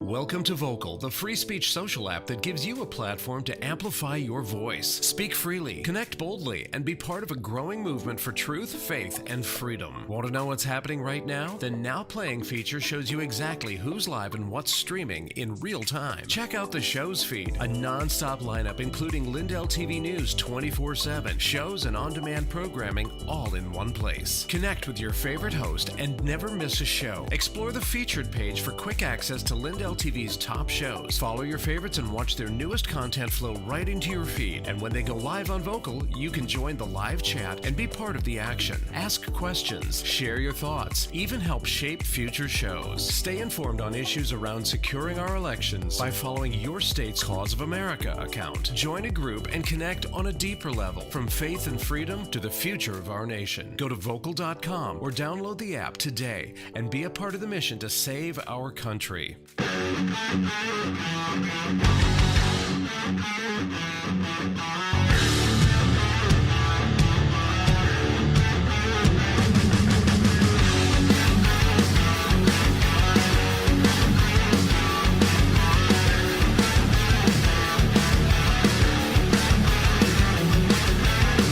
Give up, there's no tomorrow. Your kind must learn to fall in line and face your crimes. You think you're something special, deprived of your potential. Welcome back, everybody. Thanks for staying with us during that break. We've got Rumble, Facebook, YouTube, DLive. All of that is streaming live right now. And as mentioned, don't forget to like and share. Now, we were talking about, before we went to break, we were talking about the video of the young man that was telling people why Christians grow up to be socialists. And it's because we parents did such a great job in teaching them about what Jesus would do. And my retort to that is, first off, thank you to the parents who actually did teach the Bible the way that they were supposed to, and the way that the actual moral messages and the lessons that we can take from it. Not the Christian nationalism stuff or any of the bigoted hatred stuff. None of that. I mean, like, you did bad on that. And I'm trying to pay it forward. I'm trying to pay it back for some of that stuff that I did and some of the stuff that I've said. And, you know, like, you look back at some of the old episodes, you can see some of that stuff. And people have gotten mad at me over that and the change. And it's only because I'm trying to mature. I'm trying to grow. I'm trying to learn. I think you should never just get to a point in your life where, like, this is it. I have arrived. I've gotten all the intelligence I can get. I'm not wired that way. I know that there's always new information, new evidence that we're going to discover, new points of view. Things are going to change. I think the nuts and bolts of certain things, absolutely, convictions remain, but there are also some things that are just, we learn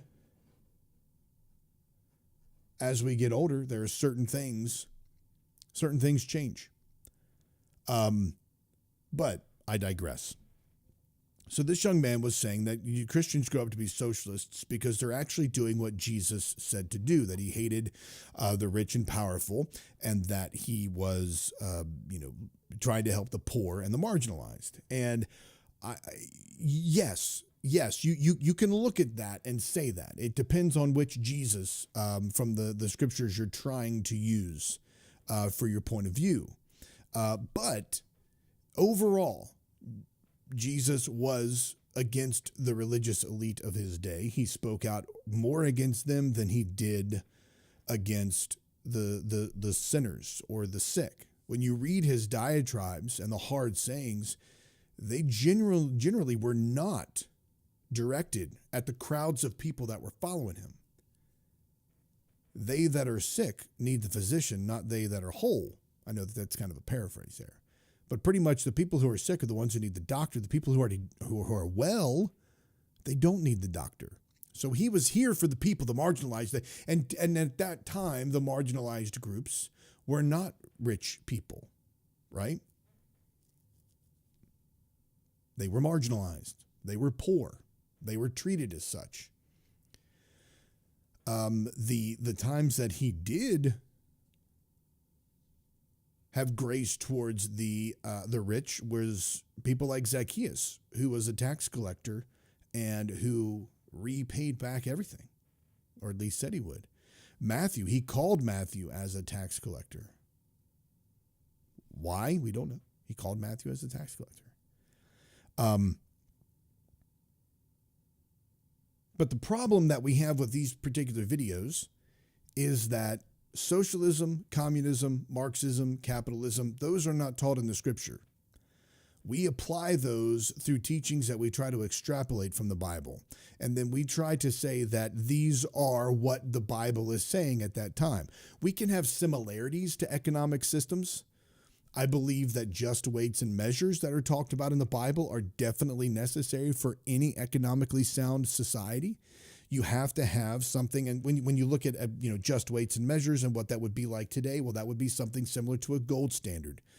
Similar to, not exactly where, tit for tat, but it would be similar to the gold standard because it would be something that your money is based on. And when you have just weights and measures, if you had, if you were messing with the weights of the coins and the measures that measured the weights of the coins, you could get more money for things, or you could get less, and you could give less product to people. So what it was saying is you don't rip people off, and that's taught in Proverbs and in the Old Testament and such. So those are principles. The principles of taking care of the poor, taking care of the widow, taking care of the orphan. Absolutely. Those are principles that are taught in the Bible that are they're non-negotiable if you're a Christian. They are non-negotiable. There is no, that person needs to get a job. Yeah, well, you know what? Yes, they do. People need to work. The Bible does tell us in the pastoral epistles, again, we have to take those with a grain of salt, but it does say in the pastoral epistles, if a man doesn't work, neither shall he eat. So we understand that you're going to work. But what about people who can't work? That's a subtopic for over here. But the large theme of this is communism and socialism are not taught in the Bible. Those are structures where the government has power over, essentially, this is a very basic view of the two. Communism is essentially the goal. Socialism is how you get there. But communism is state ownership of the means and production of products. And then it is distributed to people as their needs arise. Everybody gets the same distribution.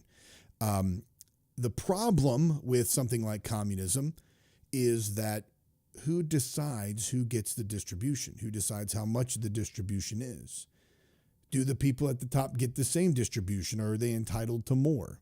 Why is it that in communism and socialism, free speech and human rights are typically trampled on? Right? Why are those structures? If you look at the Bible, the idea that people try to get from the Bible where it talks about socialism is typically from Acts chapter 2. And towards the end of the chapter, in verse 44, it said, all who believed were together and had all things in common. They would sell their possessions and goods and distribute the proceeds to all as any had need.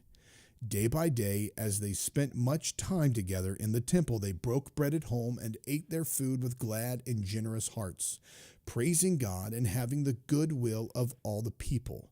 And day by day, the Lord added to their number those who were being saved.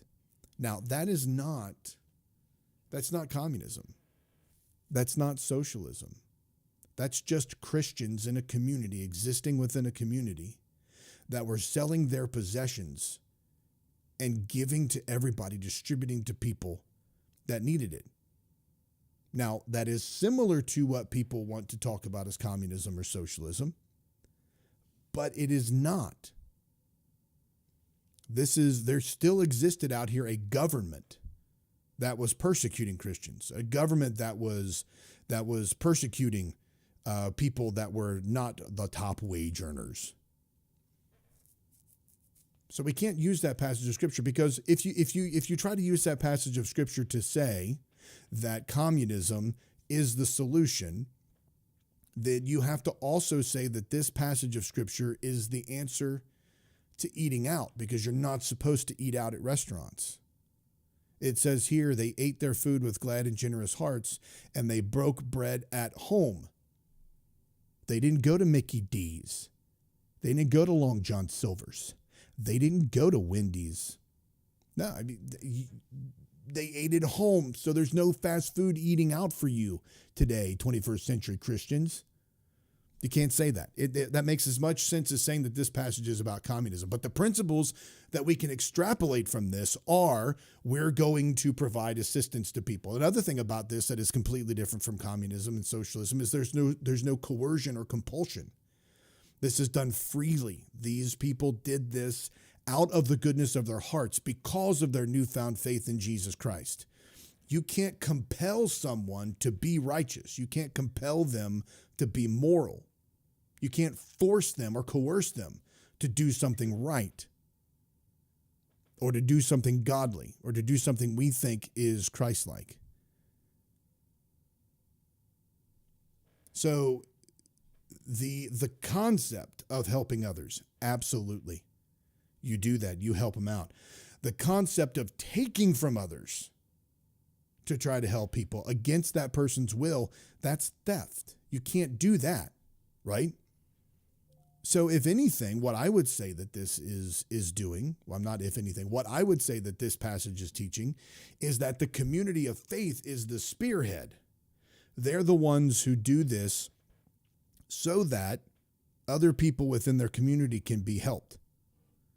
Not because it's compulsion, not out of coercion, not out of a fear of retribution. It's because they love people and they want to help people. Now, another problem with this that we look at is most of us, whenever we talk about our ideologies or beliefs, we tend to look at them with an idealistic, even utopian viewpoint. And what do I mean by that? When we look at, let me do something here real quick.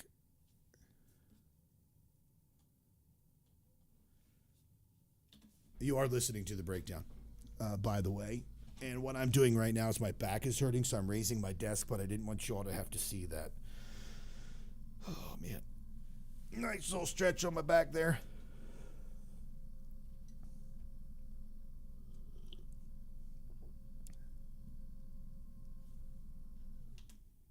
Okay. All right.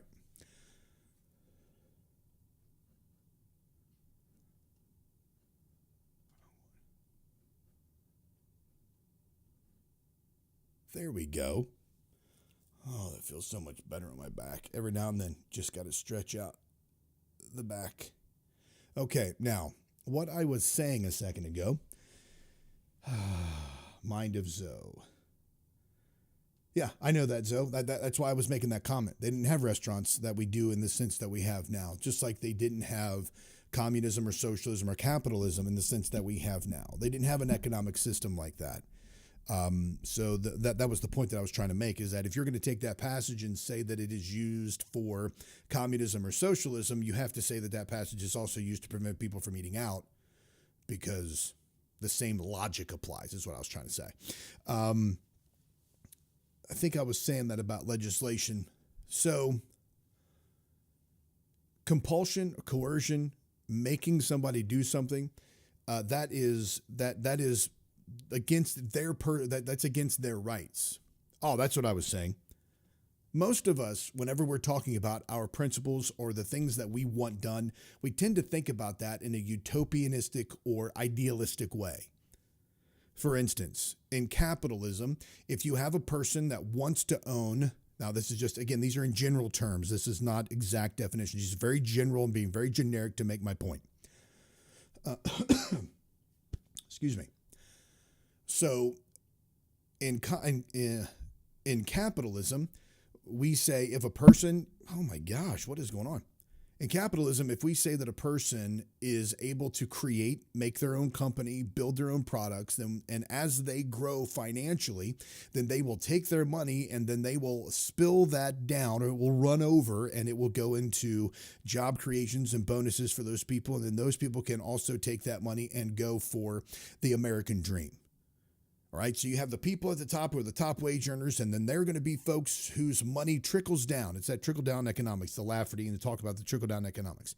So the rich people make money. The inventors, the creators, they start companies, they create widgets. Those widgets produce millions of dollars. Then those millionaires take that money, they expand their businesses. They have research and development.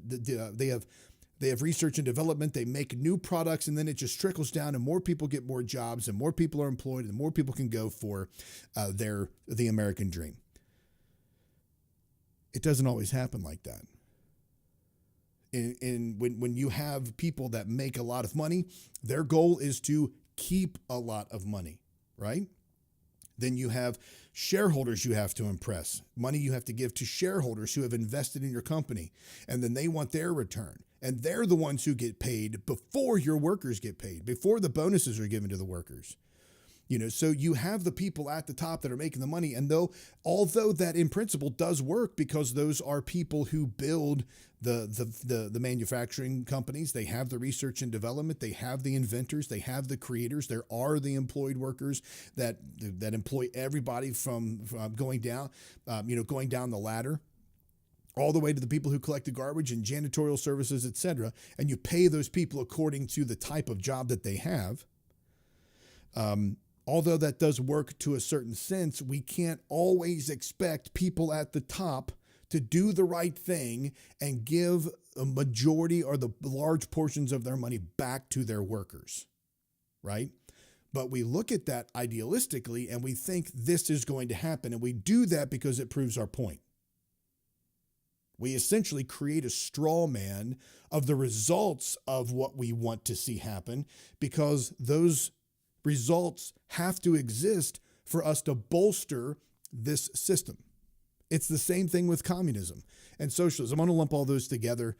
Communism, socialism, Marxism. I know that there are differences, but this is generic. We're just going to put them all together for this conversation.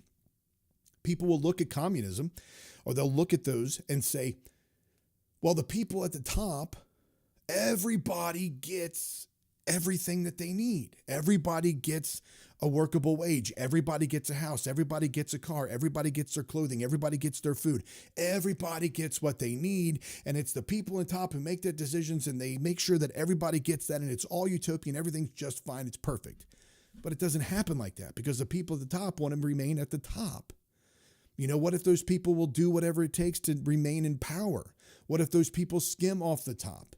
What if you're working hard and you're taking care of your family, and you have an issue that you can't take care of, but your neighbor across the street is not working and they're staying at home, and people are like, well, but what is the punishment for that? What happens? Are you going to compel that person to work within that structured system?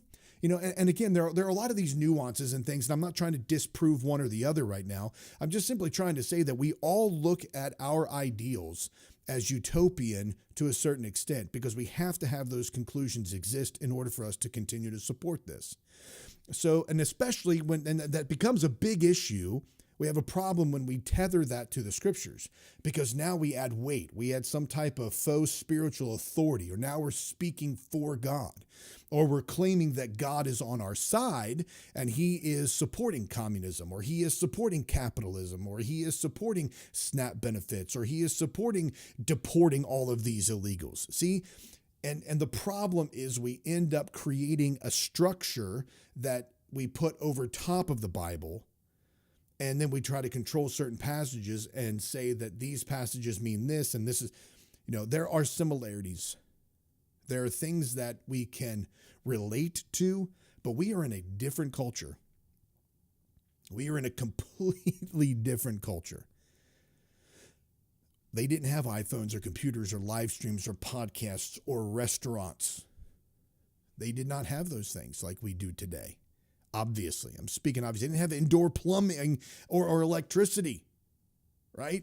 They didn't have bidets.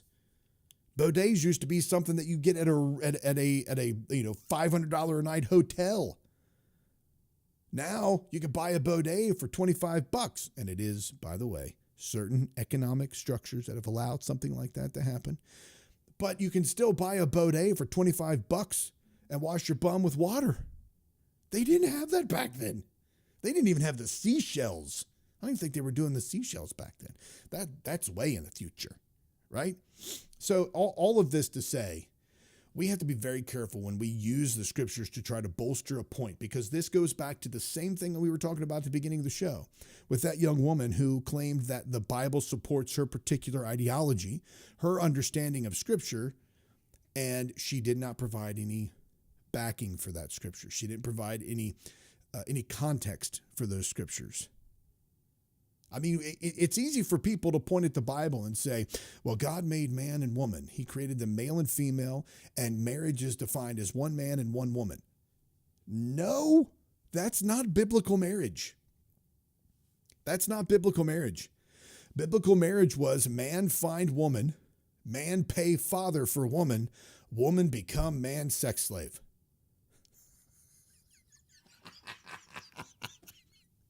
Oh, I'm going to clip that one out. It is men purchased the reproductive abilities of women from their fathers. They didn't marry for love. This whole Hallmark idea that you have to, I love him, he's my beau, I love him with all my heart. Or, I can't live without you, baby. You complete me. You complete me. None of that existed then. So much so that when Jacob was dying, when Isaac,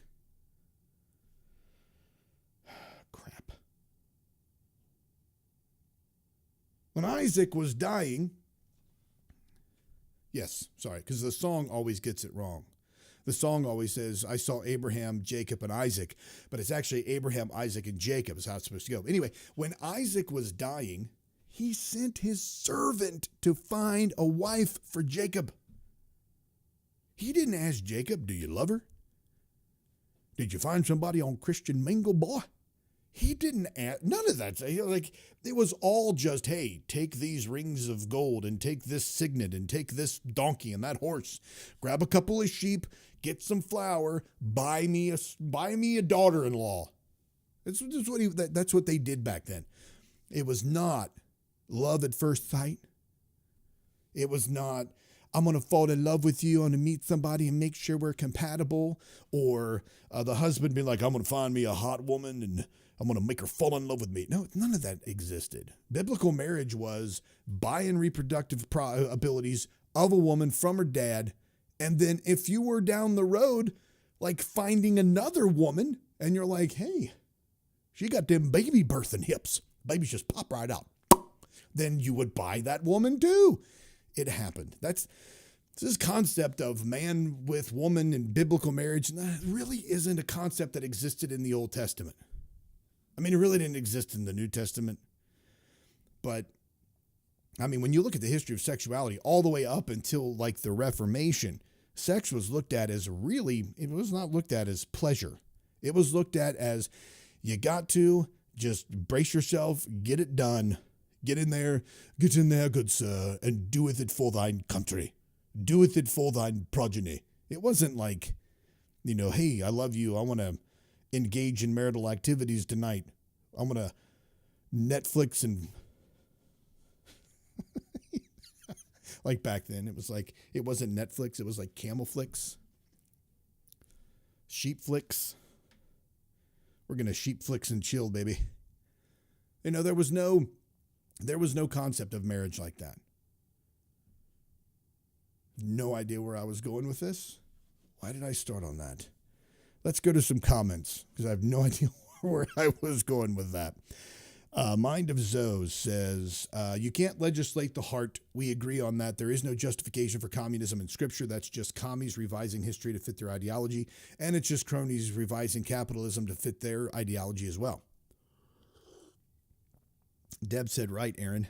I can't see my chat message. Huh, that's weird. And you're an admin too, Deb. You should be able to see everything. Mind of Zoe, for context, there is no historical record of a Roman Old Empire days ever speaking about love as a relationship thing. The love was love of brother, love of country, etc., not romantic love. They didn't even have the concept. Yeah, you're absolutely right. There was no type. Now, I'm not saying it didn't exist, right? There were times when when women loved each other. I think Jacob did love Rachel, but the idea, it was not built on that. It wasn't important. Like if you came to your dad back then and were like, well, I've got Rachel and I've got Leah, Dad. I just don't know what to do. Your dad's not gonna be like, follow your heart, son. Who do you love? He would be like, marry the one that can pop out more babies. Whose father is richer? How can this expand our land? What are the resources? I mean, marriage was not for love, right? So even though I know it existed at times, there was love, and I'm sure there was unrequited love, and I'm sure that there was, forbidden love. I'm sure that existed. That wasn't the concept upon which it was built. And it didn't express that in the Bible. It was not a process of this is marriage. You're going to find somebody, you're going to fall in love, and then you're going to, no, that was not the concept. There was something else I was going to say, and it just totally went out of my mind. Shakespeare wasn't a thing back then, saith Deb. Deb of the house of Texas doth saith it to me, but I shall say experience Shakespeare words whenever I want thee to do thine talking for mine words. This is like mine showeth and stuff. So, thank you, Debeth. We're coming to the end of the show, by the way. And, that was the other thing I was going to say. That's one of the reasons why, same-sex marriage is up for question in a lot of Christian circles. Now, the majority of the same-sex marriage debate and the same-sex relationships and tracking, the big reason, I don't know if I'm going to be able to get all this out. I might have to do a few minutes of overtime if you all will hang with me. All three of us will hang. I might be able to do this. Let's see if I've got any comments on Facebook.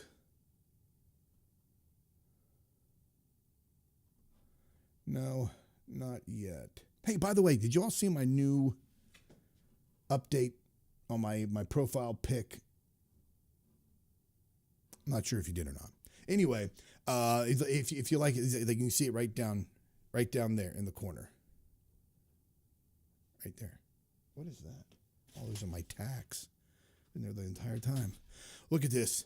Look at the amount of tacks I have for doing this show. They're wooden tacks. I got all these tacks. All right, folks, hang out with me for a few more minutes if you wouldn't mind. If you can't, go to aaronbarker.substack.com and subscribe. We'll see you on the other side.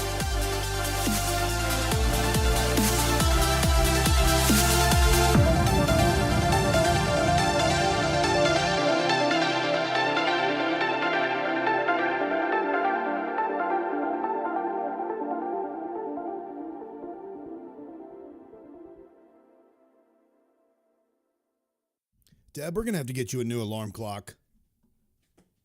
Debs or Debeth will do fine, Misa. Please do some overtime. I shall. We're going to have to get you a new... We're going to start a GoFundMe for Deb to have a new alarm clock. No, but before I forget my thought, a lot of the change in the same-sex relationships and same-sex marriage and attraction and the LGBTQ, a lot of that... Sorry, hold on a second here. I'm glad I turned my mic down. A lot of the change in the same-sex relationships and marriage came from a realization that once you hang out with homosexuals and same-sex attracted folks and anybody within that spectrum, you realize the craziest thing. they're people too. Who'd have thunk? They're humans that love people, that want to do a job. They want to contribute to society. They want to have a family. They want to listen to music. They want to have a Christmas tree up or a menorah, whatever it is. Or they're just good, decent people. They're just like everybody else. Isn't that the craziest thing? They are just like everybody else. And the majority of pushback against the religious elite has been the fact that we were told for so long that homosexuals are demons, but then we find out they're not. Like, you're totally wrong on this. They're not. So the push for that is the fact that they're human beings and they deserve to have love. And they're human beings and they deserve to have a family and have all the same things that any other American or any other, Iraqi person who lives in Iraq wants. They want, just like any other Chinese person or Canadian even. They just want to have a life, to love, to have a family, to grow, etc. But when you look at the concept of marriage, like we were just talking about, when you look at the concept of marriage in the Old Testament and even about love that didn't exist back then and the contractual agreements that bound people through marriage and why they acquired people, etc., one thing you start to realize is that sex was also structured like that as well. So when it talks about, I don't know if I get kicked off Facebook again for saying all these words. Hey, Louise, thanks for joining us. Louise, what are you saying yes about? I'm going to love the comment, but tell me what you're saying yes about, because it's great to see you. I haven't seen you in a while. Great to see you. Sex wasn't structured. It was structured isn't the right word. I mean, it was pretty much the same. I mean, as far as like the mechanics of it were the same, but it was not viewed the same way we view sex today. We view it as, just sex. Back then it was structure or power, although it was procreation and it was obviously the main thrust of it was to procreate. It was also a means of power. That's why I believe, and through some of the research that I've done, that's why female same-sex relationships weren't mentioned until the New Testament, that it was only male same-sex relationships that were condemned in the Old Testament, or male same-sex sex, not relationships, not marriage. It was only male same-sex sex that was condemned in the Old Testament, and it wasn't female same-sex relations until the New Testament. And it tells you that there was a structure of power that existed where where did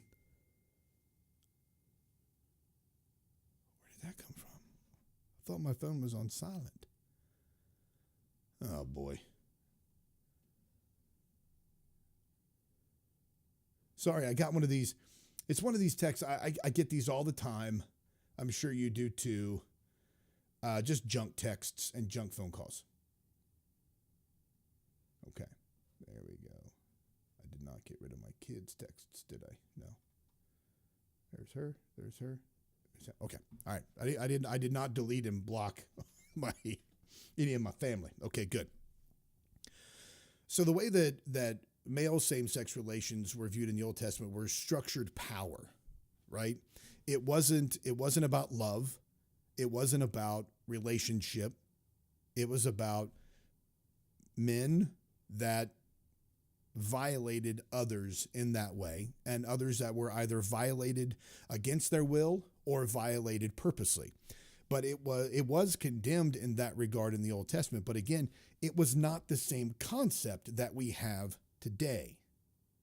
So it wasn't in the confines of a structured marriage of love and commitment like we have today. And that's where you have to look at. Even though we draw great inspiration and draw great comparisons from the scriptures, and I know that I'm going to screw up a lot of this stuff as I'm talking about this, and in a year from now, I may have a better way of explaining this. But although we draw from scripture great understandings and great comparisons to things that happen today, they are comparisons. There are moral oughts, moral obligations, which we are required to do. We're supposed to take care of our families. Right? If we have children, we take care of our children. We take care of our spouse. We're supposed to take care of the widows. We're supposed to take care of the orphans. We're supposed to remember the poor. We're supposed to remember the foreigner and the immigrant. All of those concepts are principles that we hold on to that can be transferred to today. But when it talks in the Old Testament, the question that I have been asking is the condemnation of same-sex relations the same thing as same-sex relationships today? And I don't think that it is initially. I don't think that it is. All right, let me see what I can do here as far as any other show prep that I didn't get to.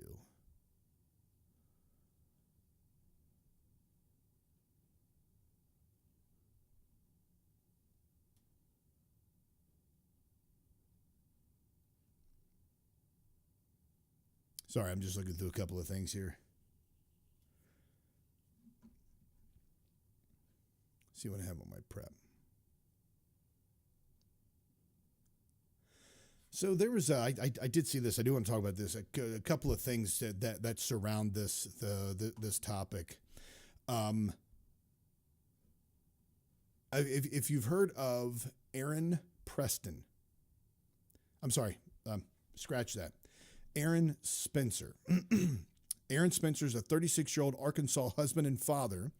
He was booked on suspicion of first-degree murder for shooting and killing a man accused of stalking and raping his 14-year-old daughter. An arrest his wife is slamming as outrageous. The Lonoke County Sheriff's Office. The Lonoke County Sheriff's Office said the shooting unfolded Tuesday, October 8th, as deputies were initially responding to a home on Highway 236 East following a report of a missing child. A short time later, investigators learned that Aaron Spencer shot and killed 67-year-old Michael Folzer during a confrontation after Spencer found his daughter in a vehicle with Fossler. Spencer's wife, Heather, started a Give, Send, Go campaign and revealed the couple's then 13-year-old daughter.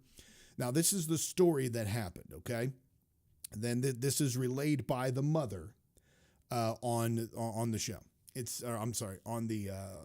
On their Give, Send, Go. It says that their 13-year-old daughter was targeted, groomed, and ultimately raped by the boyfriend of a family friend, Fossler, the 67-year-old man, after he got the child's phone number. Though Fossler faced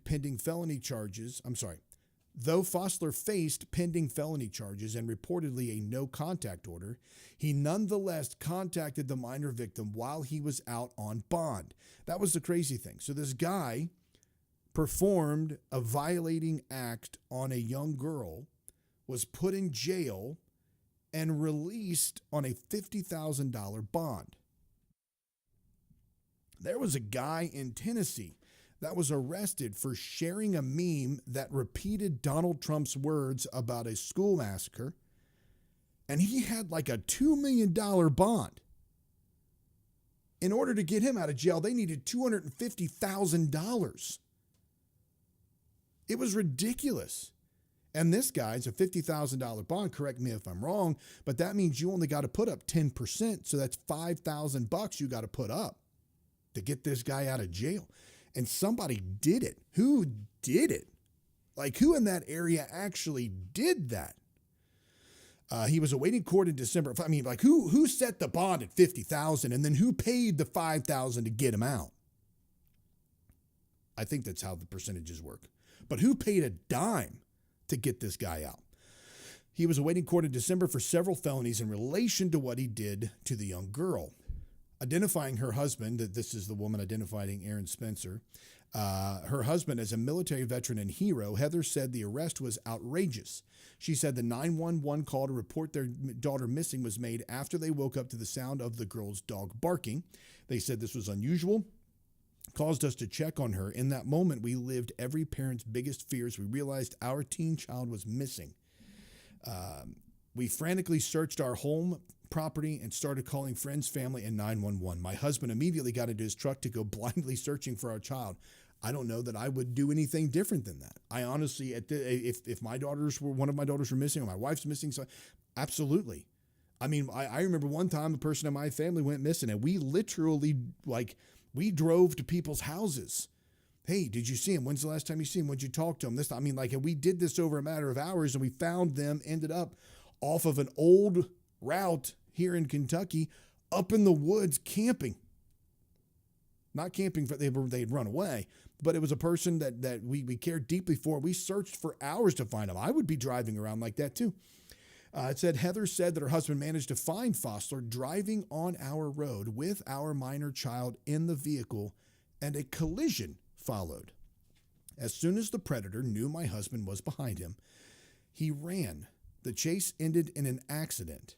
Aaron was able to retrieve our child alive, but in the process, he was attacked and did what he had to do to protect himself and our minor child. He is now facing an outrageous murder 1 charge. Of course, she goes on to say that she doesn't think that they would have found the daughter if her husband didn't do what he did, and I agree. It says here that the sheriff, it says here, the Lonoke County Prosecutor Attorney's Office said that the arrest of the father does not mean that the sheriff's office is backing a predator. He says we're in consultation with the prosecuting attorney about what to do in this preliminary stage. All my deputies and investigators knew that at that time, there was a deceased man, a 14-year-old, and was in the truck with him, and a dad saying, I stopped him for this.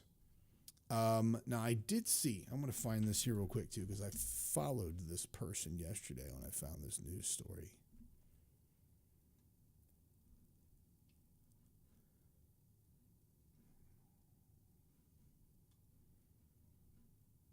Sorry, I'm going to find this real quick.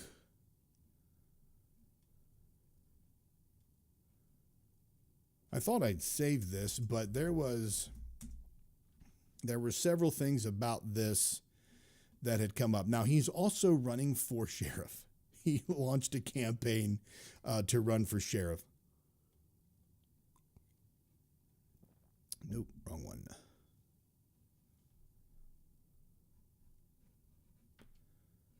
I have to go to my page.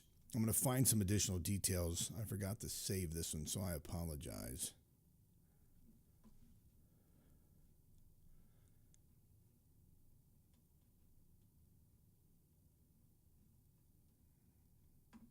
Should be the first one. So last thing I followed. Bam, right here. Okay, so I did find this on a person's page. And here's some of the details that they had that were released about this.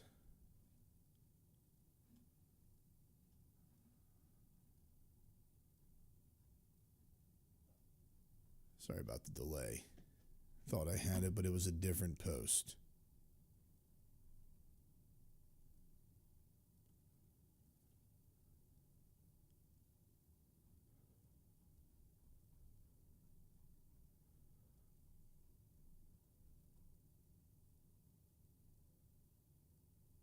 What is that sound?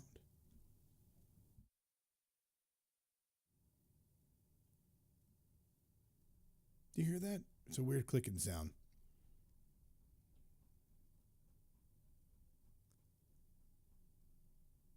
Sounds like running water almost. Look around and make sure no water is running. Okay. Anyway, so there were some. There's a lot of stuff that play into this, and I would like to find those additional details. But my initial assessment on this, if I'm chasing this guy down, and there is any movement towards me, any threat that I feel, aside from the fact he's already threatening my daughter, I don't think that I would disagree with what this action was. If I was a police officer in this situation, I would ask him very simply, what is going on with this situation? Now, here we go. And I don't know if I'd place arrest. Okay, so this is from iDetective Author. It says, many have now seen the latest court filings, and while the revelations are shocking to most, they serve as a confirmation for those who have followed this case from the start. Let me go ahead for those of you who want to follow along whilst I read this. I'm going to go ahead and share this.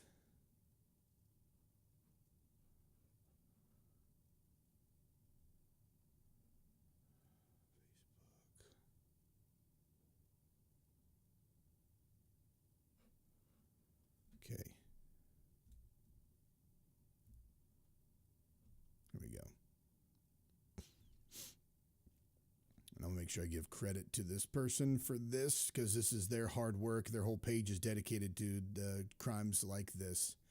So if you want to give this person a follow, you can do so. This is iDetective iDetective Author over on Facebook. It says, many have now seen the latest court filings, and while the revelations are shocking to most, they serve as confirmation for those who have followed this case from the start. Confirmation that the only missing pieces are the ones that expose the blatant mishandling and incompetence by those investigating and prosecuting this case. One, the Spencer family has long maintained that a dash cam inside Fossler's truck. The Spencer family is the family of the father and the violated daughter. Fossler is the violator, the predator. It says the Spencer family has long maintained that a dash cam inside Fossler's truck captured what truly happened that night. They believed it would show that Aaron fought desperately to protect his daughter before being forced to act to save both of their lives. Now, newly revealed documents confirm that this vital evidence, the dash cam's data card, was never logged, never secured, and has mysteriously gone missing. A piece of evidence that could have verified testimony, confirmed the timeline, and revealed truth has simply vanished. Even more alarming, those responsible for preserving it appear completely unbothered. The fact alone should concern every parent. While officials continue to pursue charges against a father who acted to defend his child, they repeatedly demonstrate how broken and untrustworthy the system has become. Their case leans on distorted narratives, outright lies, and victim blaming aimed at a young girl who was preyed upon by a predator they let loose. At some point, one has to ask, why are they fighting so hard to protect the predator and silence the victim? This ordeal has drained the Spencers emotionally, spiritually, and financially. They've already spent more on legal fees and the cost of their first home. They've already spent more on legal fees than the cost of their first home, and the trial is ongoing. Because of these mounting costs, the family has reopened their legal defense fund to contribute to the fight. Link at the end, so you can link on the post there. Prosecutors are betting on exhaustion, fear, and financial strain to break this family, but the Spencers refuse to give up. They remain committed to fighting for their daughter, for justice, and for truth. Anyone wishing to help can do so by donating, and you can do so as well. If you simply go to that page, you can get more information on this. I wonder, because this case it's not received the kind of publicity that it did when it initially came out. It's not been as popular, so to speak. So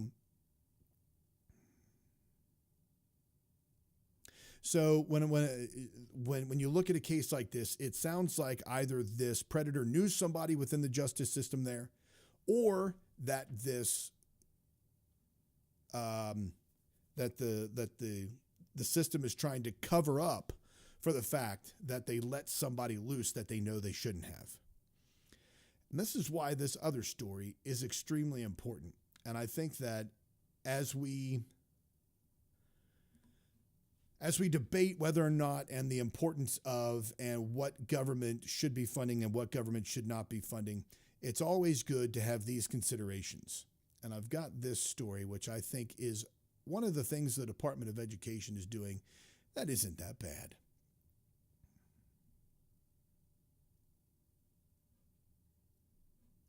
Department of Education to fund nonpartisan Second Amendment high school curriculum.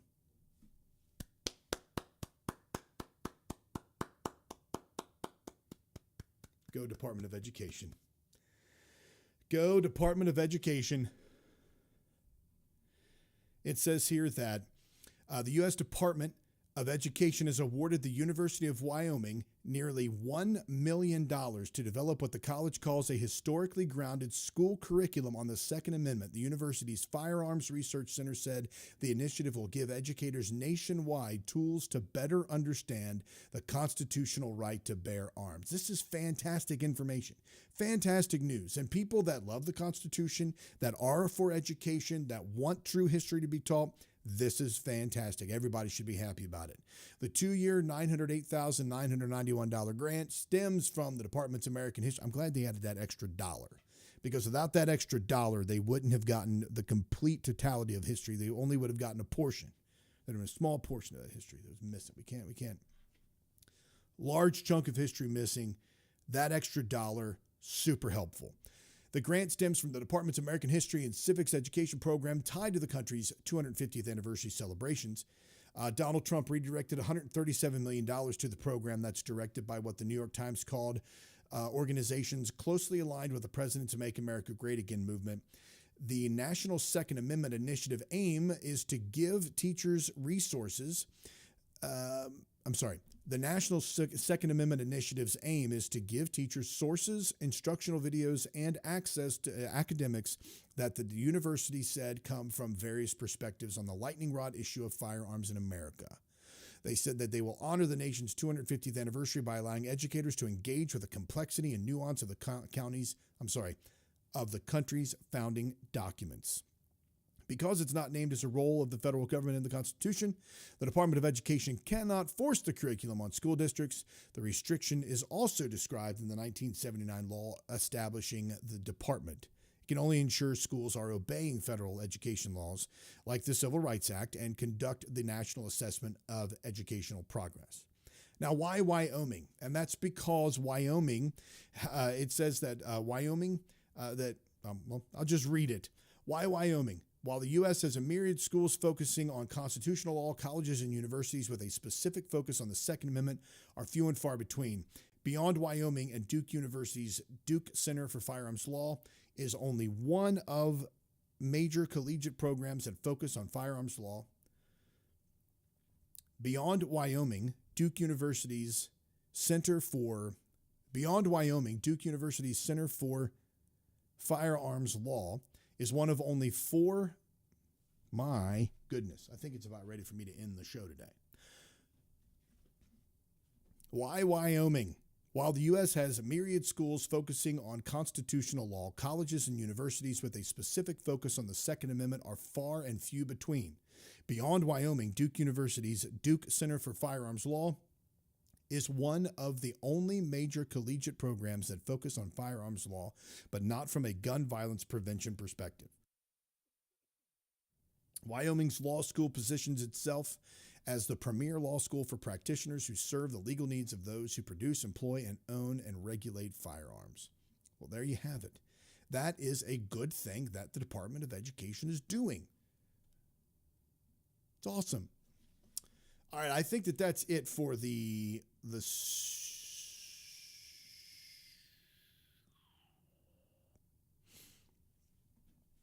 maybe one more. Maybe I have time for one more.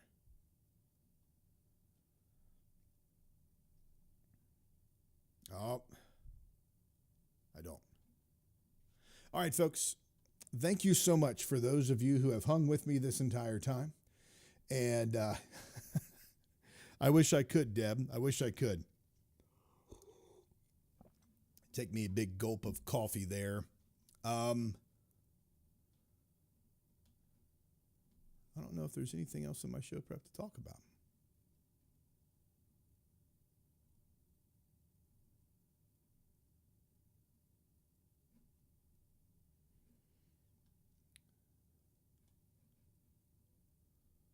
What's that?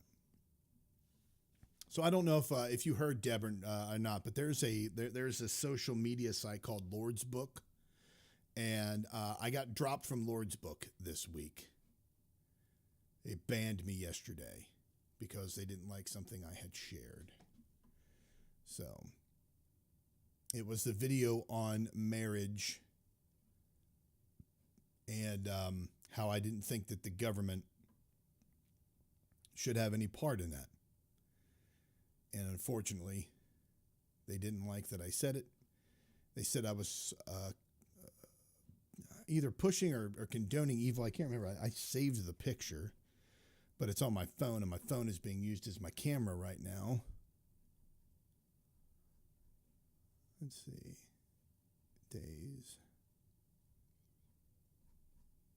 Yeah, I don't have it. I don't have it on here. So. Yeah, it's like not many people have. That's why it's not that big of a. I'm not terribly hurt that it happened, Deb, but it was a bit of a shock because I went to it. I did take a screenshot of it. Let me see if I can pull the image up. Image.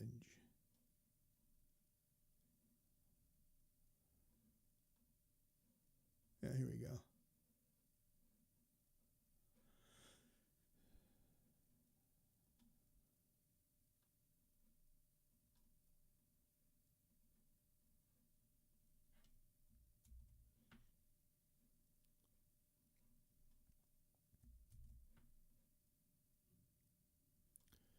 Yeah, I'll go ahead and just show you this real quick.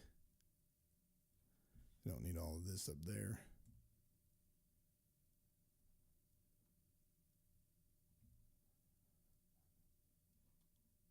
There it is.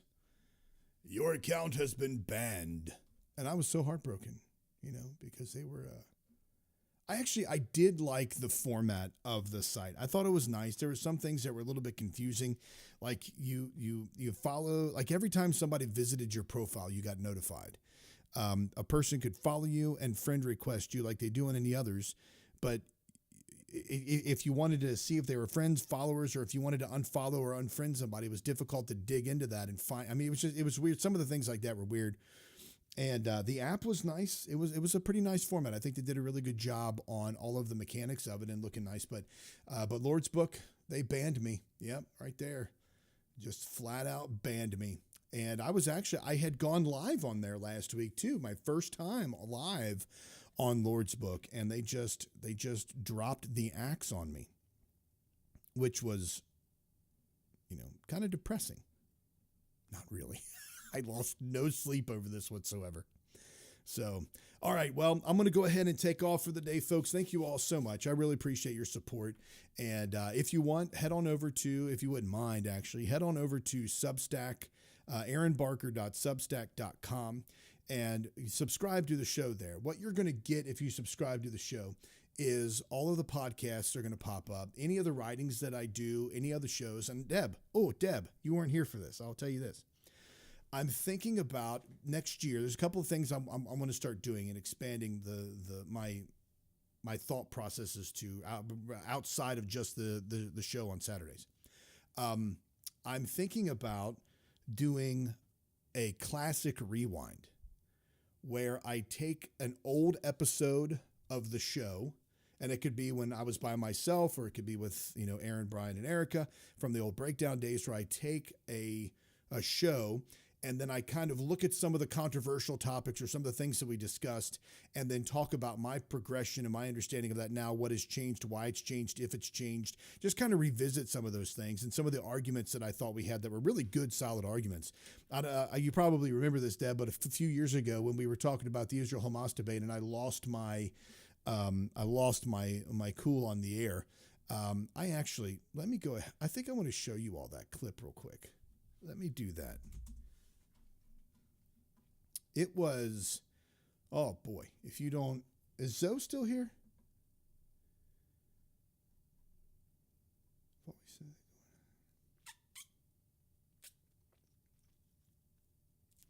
Yeah, you're right, Deb. I think the same thing. Allison would be raising kids by herself, which would not be good. Let me go to... I got to go to my history here.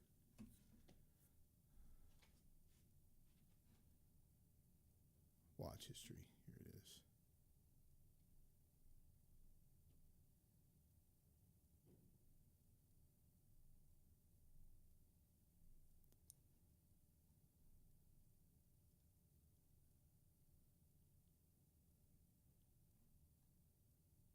Okay. Yeah, here it is. So this is one of the ones I'm considering reviewing. If I can share this here.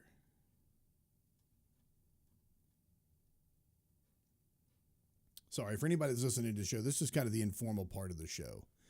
But right now, what I'm doing is I'm pulling up an old clip of the show. This was from October of 23.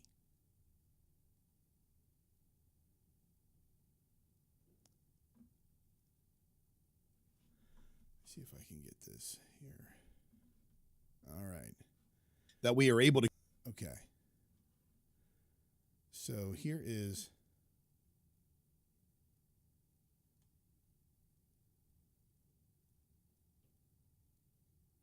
We were talking about bombing countries. Wilt thou also destroy the righteous with the wicked? That venture their sake, that I will not destroy. And Abraham returned into his place. So you tell me. Okay. I question in the back from the non. I love it. Okay. So then basically what that is saying is, oh, if those 10 innocent people be betrothed, whatever, they can't get away from these from whatever, then I'm going to spare the whole place because of them. However, the people who are then affected by the fact that I spared this place are of no consequence. Every Jewish child, every Jewish woman, not even Jewish, every child, every woman, every other innocent on the other side that is now dead and forsaken because I allowed these people, these 10, to be spared. You are now saying their life is worth more than the others, and you have now made a judgment call. Well, who are you to was judge? God making that judgment call. That was God saying, Right. I'm going to destroy So Sodom. basically, God is saying that he chooses Do you remember this show, Deb? I don't know if you remember this or not. people imprisoned by poison over people who are not. People who Well, live I the think- righteous life. I think choosing it's righteousness over the sinful by saying the sinful that the righteous person shall not perish the same way as the sinful person. He was exercising his grace upon, and so everybody But received he's allowing grace. the other he allows those many more to perish, to spare the 10 who may or may not be righteous. Because by the way, in this case, they're not. They are innocent because they didn't have a choice of whether or not to be brainwashed at birth into this ideology, but they are going to grow up with the same, in fact, because where is the possibility of them being influenced by God in another way? Where is it? So you're saying that all of the people who these terrorists can go and kill and can use as body shields and can do, they don't matter. No, I'm not saying that at all. They I'm don't saying matter. But they're going to be allowed to die I because we got to save these people. This is why I am perplexed right now. My mind is frying. If you don't hear the sound of the sizzling brain in the frying pan on the stove, it's an 80s commercial after school special, right? My brain is frying in the pan. I'm defending not killing innocent people. Right. I mean, what I know that you are. am I doing here? I have to defend not killing innocent people. And I go back to that. So before we beat the dead horse on this, because we spent about 45 minutes on it, I want to answer my own question that I asked just a minute ago about why it's different for God. That's not even the place where I actually blew up. Let me see if I can find it real quick. well said. No more. Killing innocent people, throwing innocent off on a conversation. Because if Believe that clearing we're having it is slitting the throat. Let me get back to this here. The intentional Yes. killing of innocent people. Can we they're agree not on that? innocent. Is there a moral understanding that we can agree? They are not innocent. They voted for these people. They agree with their posture. They know what's going on underneath the Gaza Strip. They are not innocent. They are knowingly living there. Oh.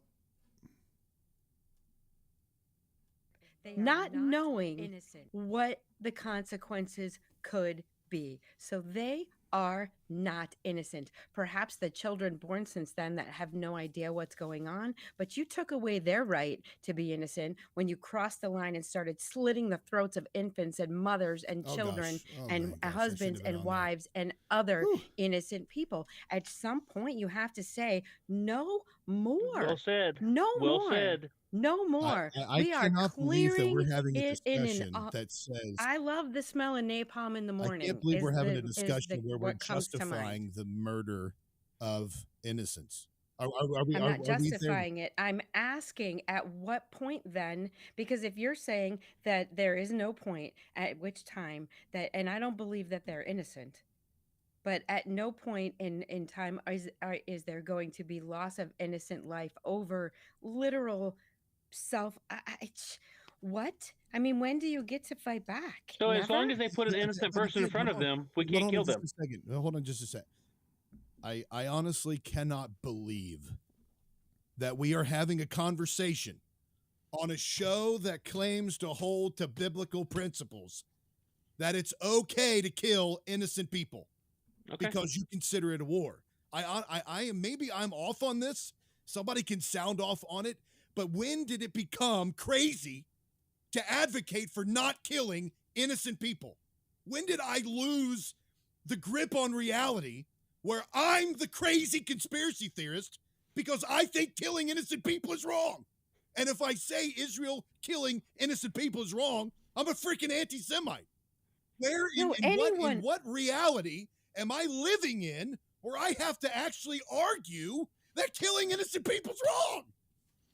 Now, there you go. There was that. And I'm pretty sure I'm going to lose Facebook again. All right. Okay, folks, that's it for me. I would love to go back and revisit this show and have a conversation about that and what we talked about. I think it'd be great. But until then, you all enjoyed. Thank you so much for hanging with me, Deb. And yeah, Deb does remember that. I figured you would. All right. Well, hey, thank you all so much for staying with us. Go to aaronbarker.substack.com. And what I was saying, Deb, is that what I would like to do on this is to go back and rewatch some of these old shows that I did and have conversations, revisit some of the controversial topics and discuss those. So, all right. Well, until next time, thank you all so much. Have a great one and have a wonderful and happy week.